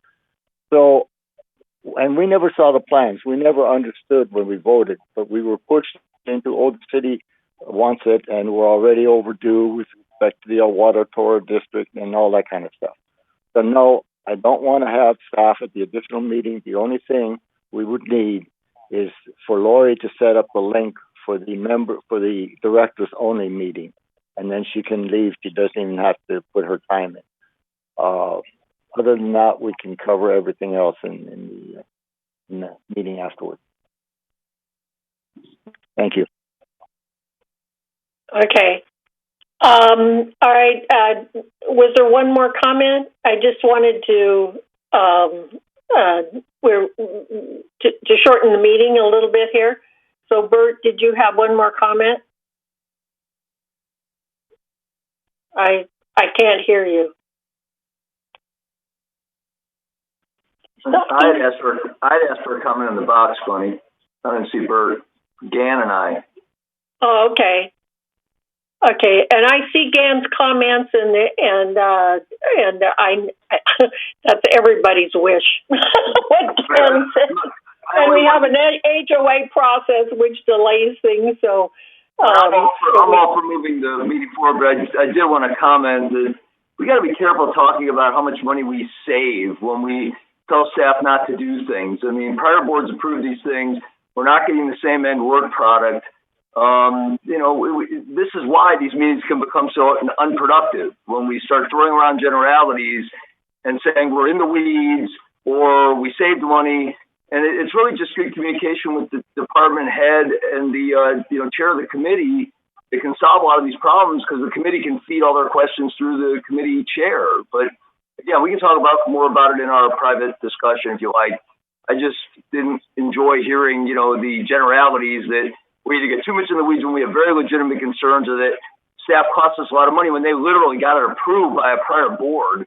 That none of that rings true to me. Okay. So if there are no more comments, we will, let's see, Joan, do I table this for future? Give me a clue here. Joan. You can postpone for future. We're not taking a vote. This is just a discussion. Right, we're not taking it so we can add it to our future agenda? Okay. All right. So, thank you.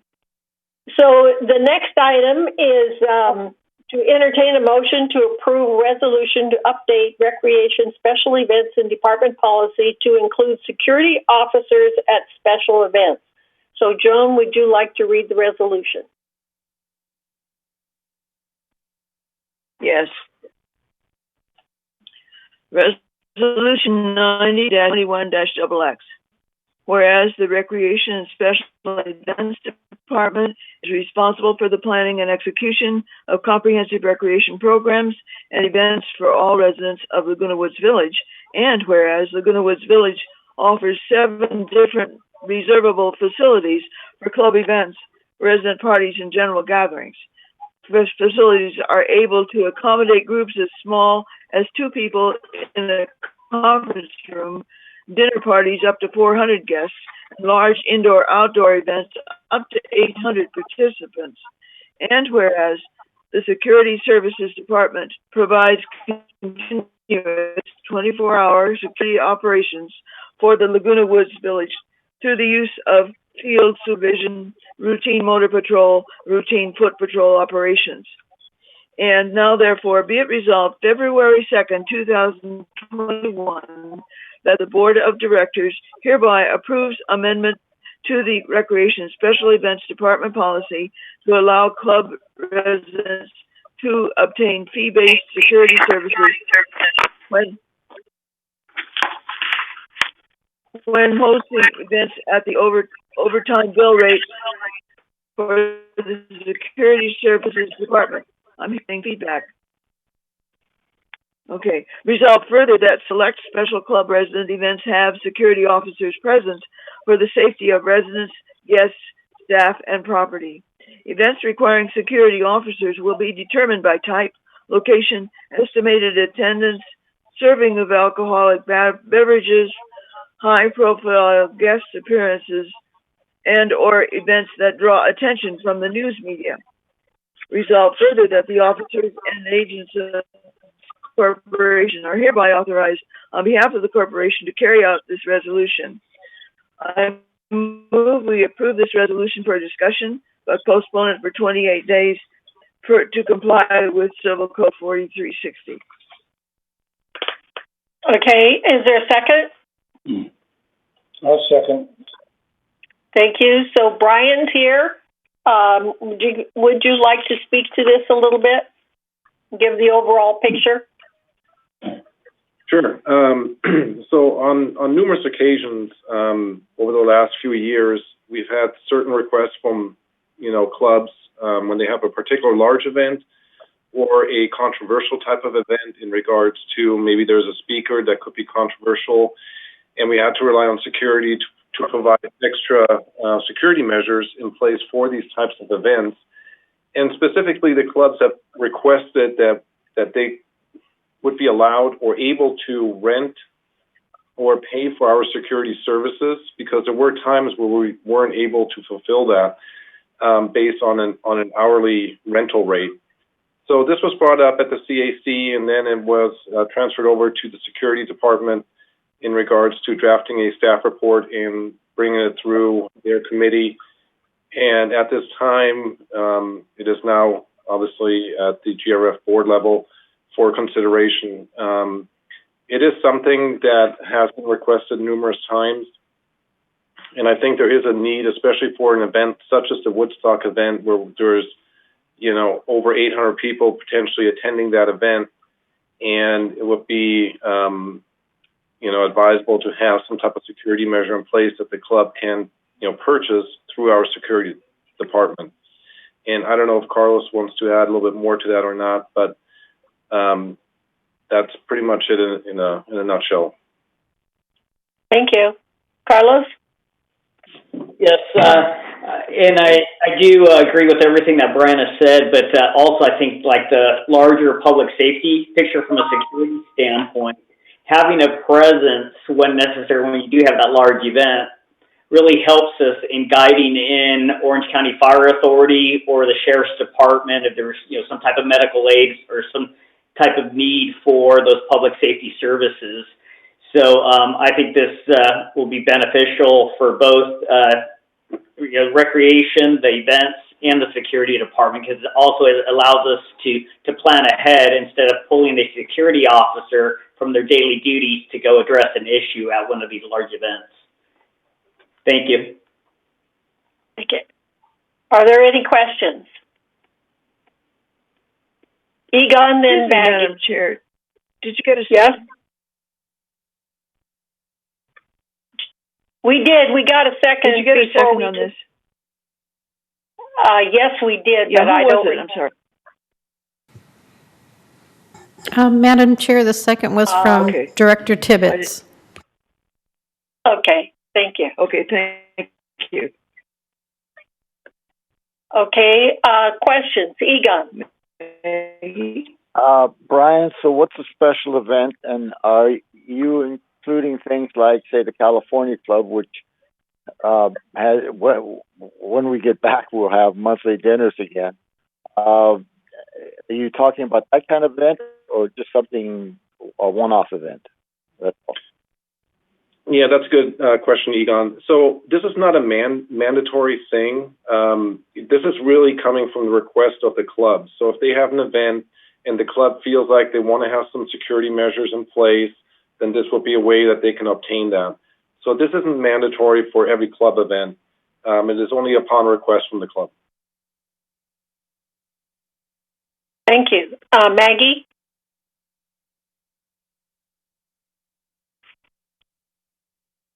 Maggie, okay. Can recreation require security at some events? Do you ever just need to say, okay, if it's going to be this big, whatever, you are going to need security? Have you ever had to deny somebody an event? Or if you feel that they should have security and they don't want to pay for it, what happens?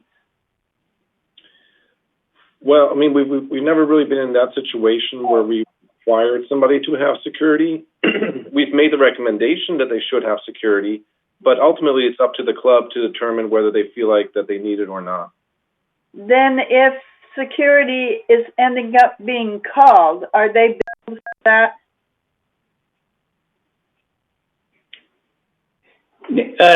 No, if we get called spontaneously, just part of our daily operation, we don't seek reimbursement from the club.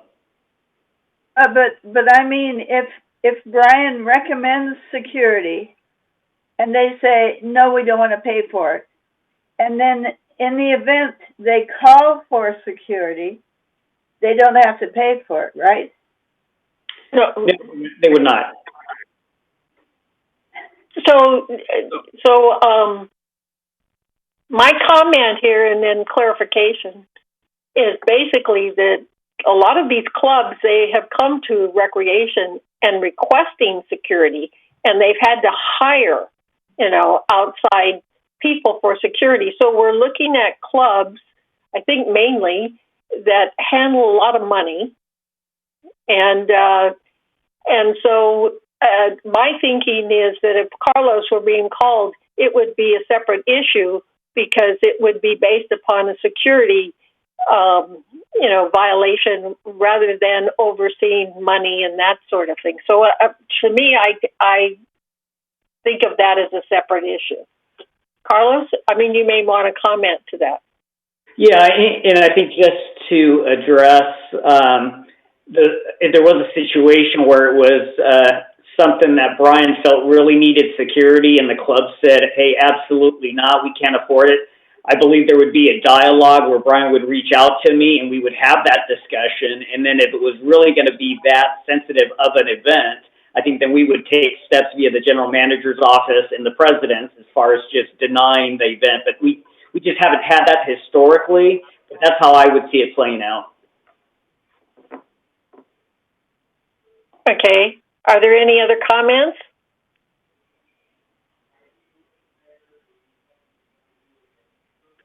So there are no other comments. Are there any objections? So if there are no objections, the resolution is approved. So I'm going to ask the board. Excuse me, it's postponed. It's postponed till next month. Yes, for 28 next month. Sorry, yes, the 28 days. Yes, and thank you, Joan. It needs a 28-day review, and then we can approve the final. Thank you. All right. So we have a choice here. We can either have a 5-minute break before we go into the committees, or we can just continue. So anybody want to break? If they don't, we will go ahead. Yes. Yes, I need to want a break. I'm going. Okay, 5 minutes. Break. Then we will have a break. Thank you.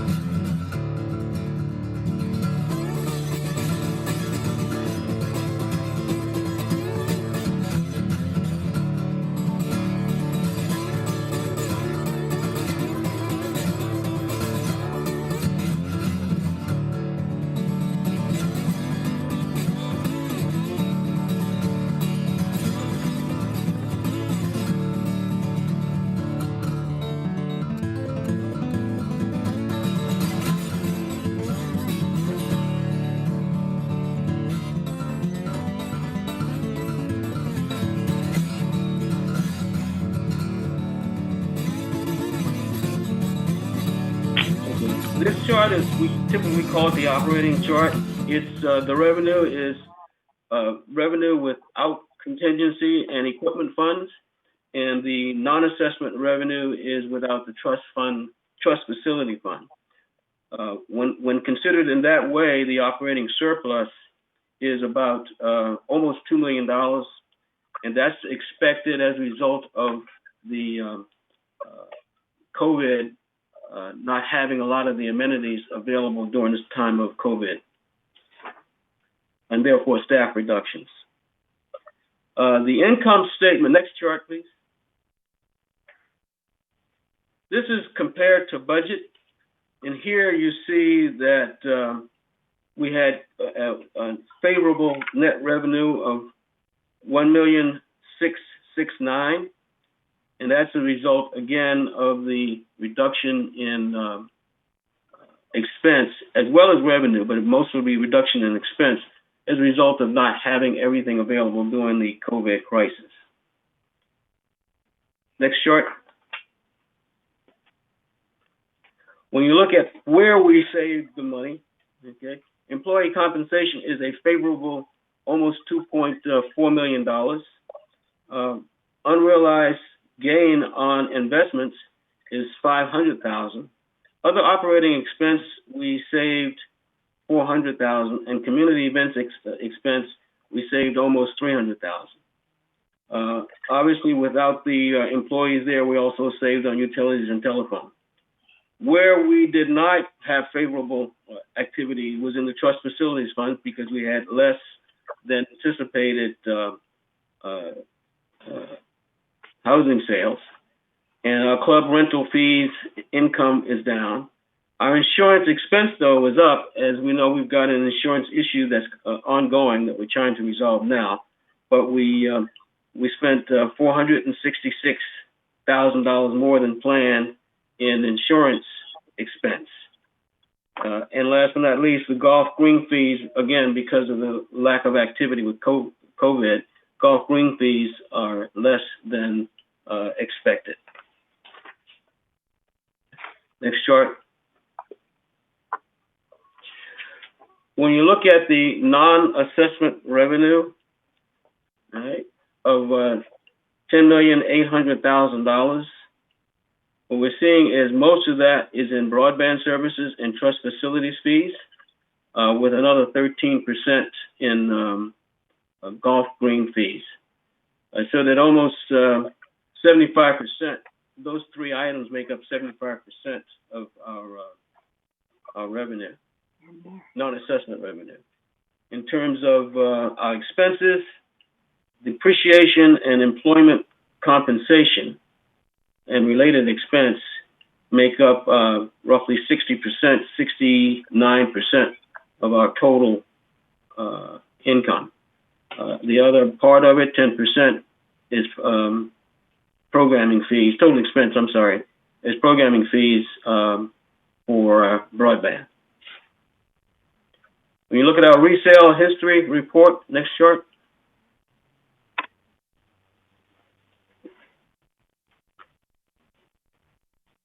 Next one after that, please.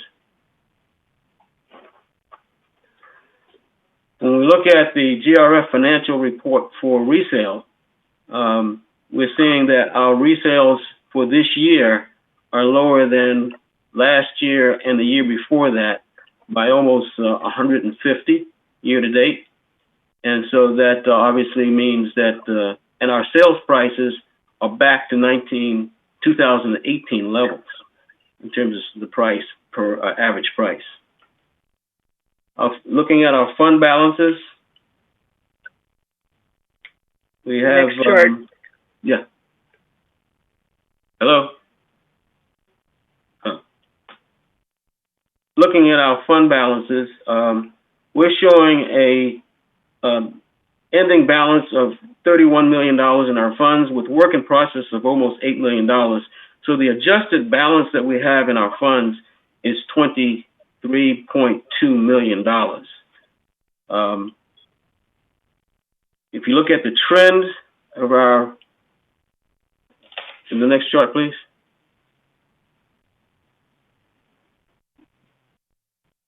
you look at the trends of our adjusted balances over the years, we're showing an improving balance over the years. Basically, it's improved, but fairly stable.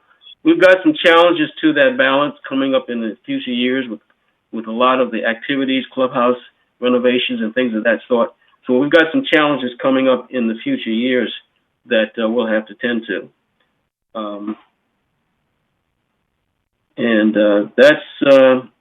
We also, if you take a look at the next chart. Over the years, we've approved almost $24 million, over recent years, $24 million worth of expenditures from the facilities. And we have a remaining encumbrance to those of $7.6 million. So overall, we're moving in the right direction, but we do have challenges coming up to our future, and that's one of the reasons that the Strategic Planning Committee is involved in a lot of the activities going forward. And that's the report for November 30th, 2020.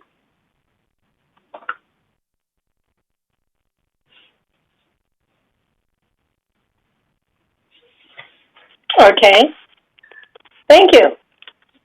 So the next, is there anything else, Jim? Yeah, well, we did have a meeting on December 16th where we meant to consider the expenses and anticipated expenses associated with the malware incident that we had. And during that meeting, we had a reconciliation, a tops-down reconciliation of what has been spent of the initial approved funds and what's anticipated to be spent of those initially approved funds, as well as a request for some additional funding for equipment, IT equipment that is impacted by the malware. We basically tabled that request in deference to having some additional information on those two particular items. One was the complete renovation of the phone system, which, by the way, the phone system is approved. It was approved for this year as a budget item, but we need to go through the details of those and approval of the vendors and things of that nature for that system. The other one that was put off was the network system, which is a pull ahead from 2022. It's a planned expenditure, but not an approved expenditure. So we need to look at that in detail. The other piece of that was to look at the spending that we've already done in a lot more detail so that we understood where we were, where we are, and where we're going with the reaction as well as the recovery to the malware incident. And I'll defer, Jeff, I think you have some. Did you have anything to say on that, Jeff? No, actually, that was, Jim, that was great summation. We are anticipating having all of that staff work done by the end of the week, so we'll be able to schedule the special GRF finance the following week. Okay, and that's the report. Okay, thank you. So the next item is strategic planning. Director Pearlstone. Thank you. We met late last month. The Strategic Planning Committee was our second meeting, and have developed what I consider to be some really productive strategies to try to move the process forward without going too far too fast. The direction that seemed to have great consensus among all the mutuals and GRF that are participating, which is really what we're after, is to try to pick one primary area to spend our efforts and really call it a use case, a test case, make sure we see something productive and meaningful for the community. And while we're doing that, structure a broader picture for long-range planning. So the two areas that we'll be working on, the primary area is what we're calling customer experience, customer service. That would involve things like resident services, alterations and permits, anything where there's interaction between staff and our residents, the board and our residents, things that our residents deal with day to day. So we're going to try to find the issues there and see what we can do to, whether it's streamlining current processes to make them more effective, building processes that don't exist today, or just, making sure things are working that are working, make sure they keep working, that sort of thing. So we're really going to do an exhaustive study. And we've got some plans to meet with staff over the next week or two to get things organized for a meeting coming up in hopefully late January is our target. The secondary issue, which I think our residents would want to know, is we've got a subcommittee starting to put together all the issues related to facilities and to try to identify what facility. We know certain projects are pending, whether it's Clubhouse One, the Performing Arts Center, but to try to get a bigger picture of what is the best use of our facilities, other facilities we don't have that we need, other facilities that we have that we maybe could phase out and integrate into other facilities.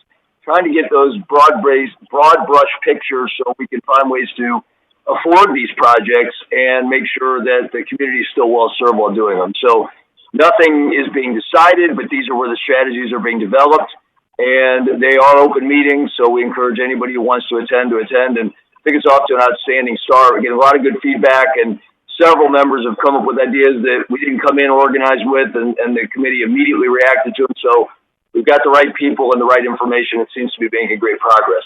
Don't have an exact date for the next meeting, but we do anticipate it being before the end of January. Thank you. Thank you. Okay, the next one is the Equestrian Center. Okay, and I'm the chair of that.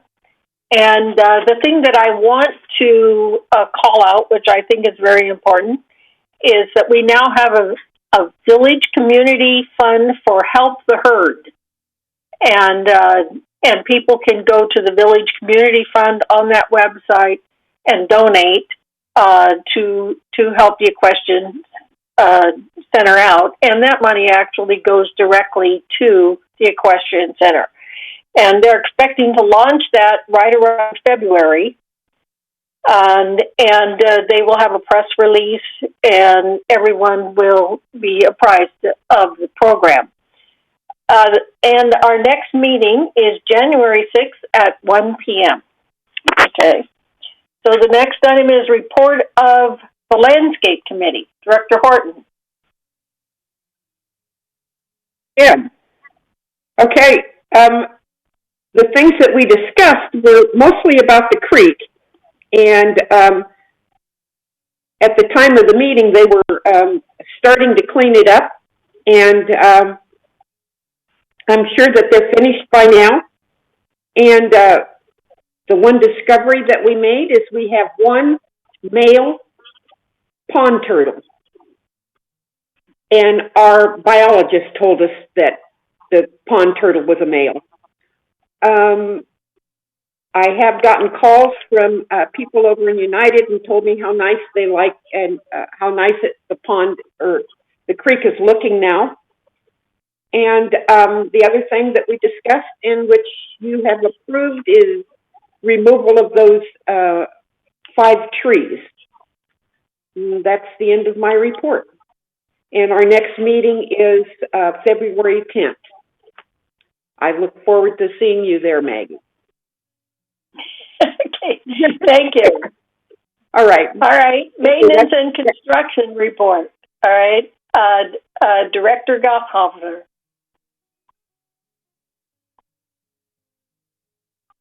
Okay. So our last regular meeting was December 9th, but we also had some special meetings, one of which happened December 7th, and that was to discuss taking the 10% contingency off contract and tracking it in a separate fashion, and that was finally agreed to. And so in the future, we will not be showing vendors our contingency on the contract. We also discussed the welding shop in brief, and in a closed meeting, we approved the modified, plan, and it was a modified only with respect to the kind of light bulbs we would be. and that was for the dining rooms and the foyer in the PAC.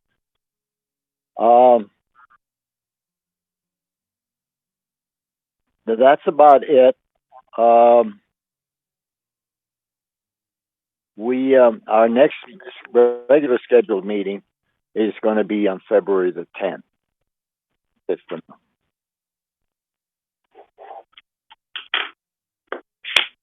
Thank you. Director Maldo, do you have anything to say about the Clubhouse 1 renovation? Just that staff has sent to the committee for approval of the members a statement of work, and waiting for responses back from committee members. Once that's done, staff has already identified several potential contractors to do a programmatic study. And that's my report. Thank you. Media and communications. Whoops. Director Miller. Hold it. Energy. Report of the energy. That's on the. I didn't forget you had that as I, which would be after software. Oh, okay. Sorry. All right. That's okay. Thank you. Director Milliman? Media and communications met Monday, December 14th, 2020. And we added a new person to our advisors, Teresa Frost. And Eileen gave a tremendous year-end report of all that had been accomplished by the communications communications group, media and communications. She had 27 items on it, but I won't read them all to you. One of which I thought was pretty interesting. The Breeze now is going to be an electronic version with online links. So those make it easier to find things. Although the Breeze is a tabletop collector's item at this point.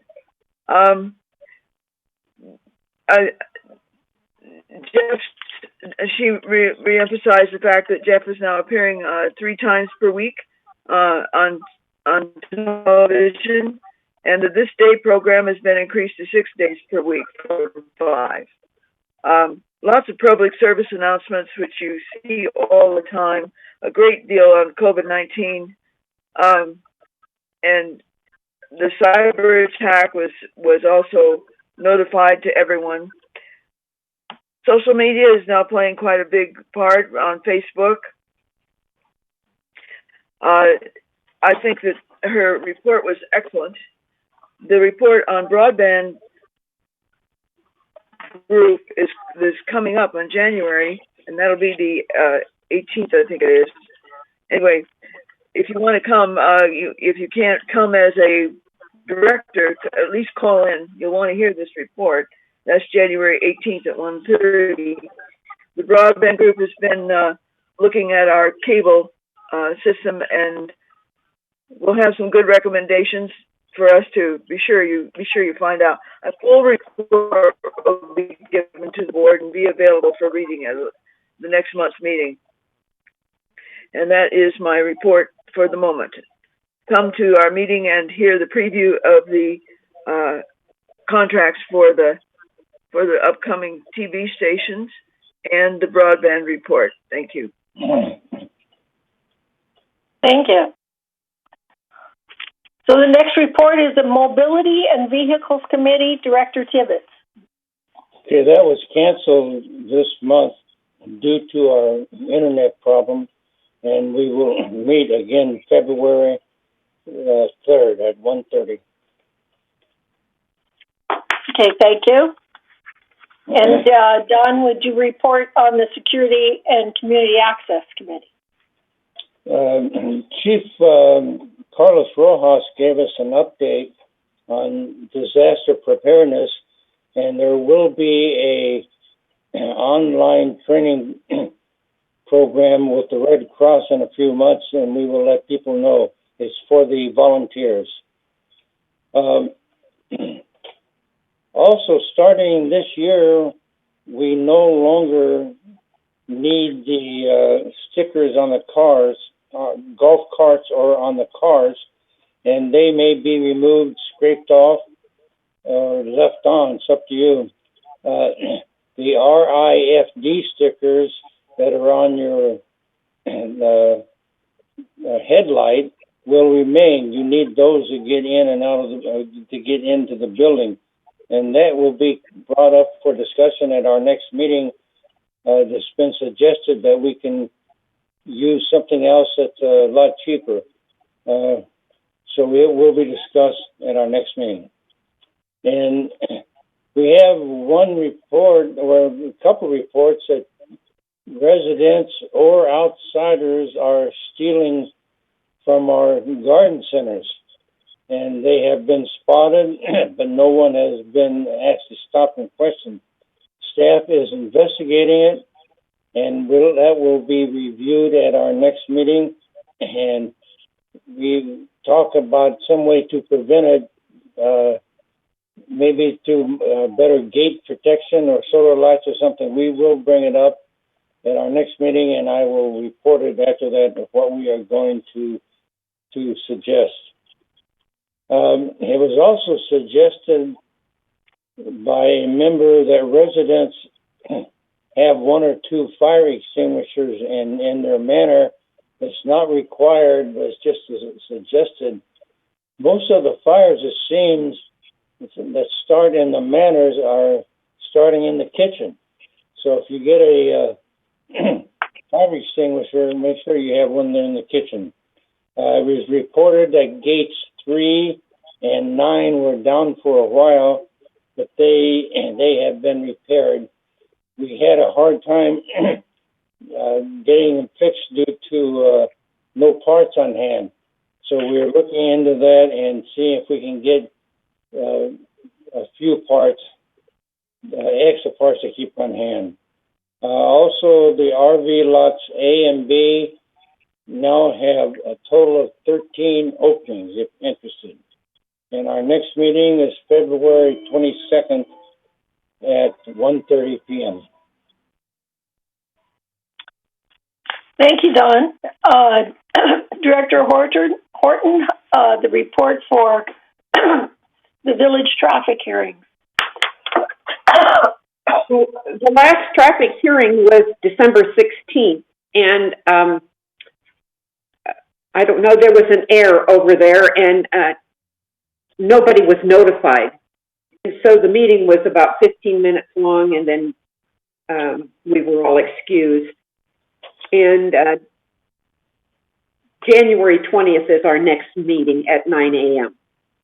Thank you.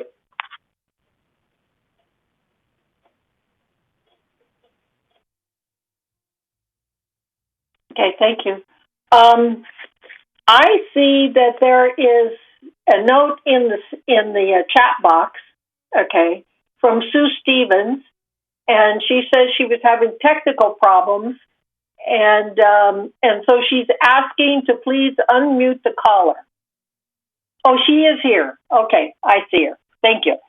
All right, the next item would be the GRF Bylaw Ad Hoc Committee, and there is a corporate members meeting that everyone has been noticed, and that will be held on January 18th in order to discuss and approve the bylaws. Jim, do you have anything on the software research group? No, the software research group did not meet in December, and so they will start back in January with regular meetings. Okay, thank you. And how about the report, Bert? Sorry for this throat thing. Do you have a report for the Energy Research Ad Hoc Group?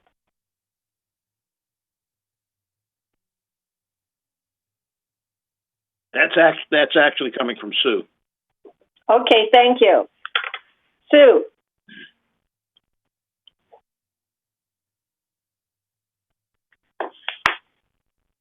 Sue, can you hear me?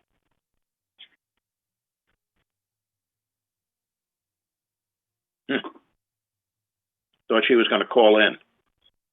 I see her twice, so she does have a call in, and I can see that our audio is on.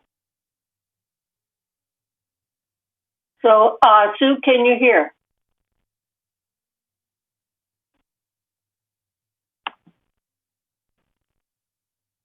I have a copy of what she was going to say if you want me to read it. Okay, that would be good.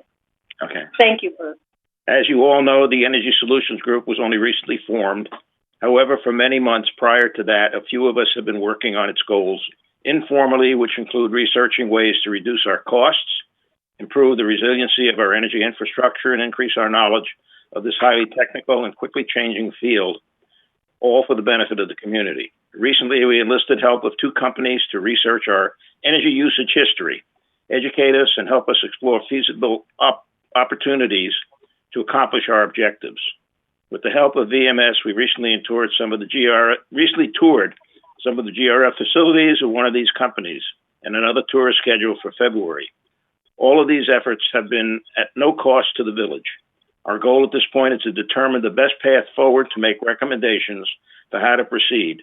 Once we clearly understand all feasible alternatives, I expect we will recommend initiation of a request for proposals or a request for qualifications process to achieve our objectives. Let's see. Thank you. Okay. Thank you. So the next item would be future agenda items. On the update for the resolution on the distribution of telephone directories and community maps, do we have any information on that, or are we just going to keep it under the future agenda items? Bunny, we need to update the resolution and work with Lori on that. So we're hoping to do that this month. Okay. Okay, so are there any director comments?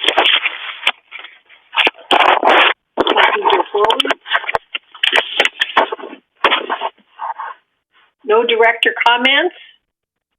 Yes. Maggie? You have to. Maggie, you got to turn on your audio. There, I did. Okay, now can you hear me? Okay. Now it turned off again.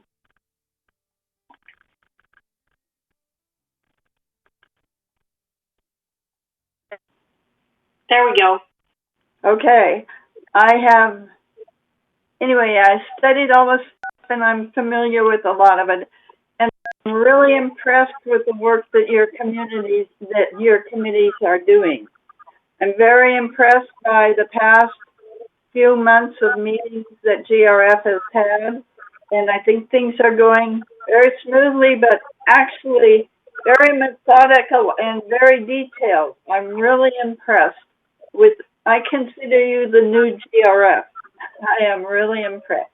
Thank you so much. Happy to be here. Thank you, Maggie.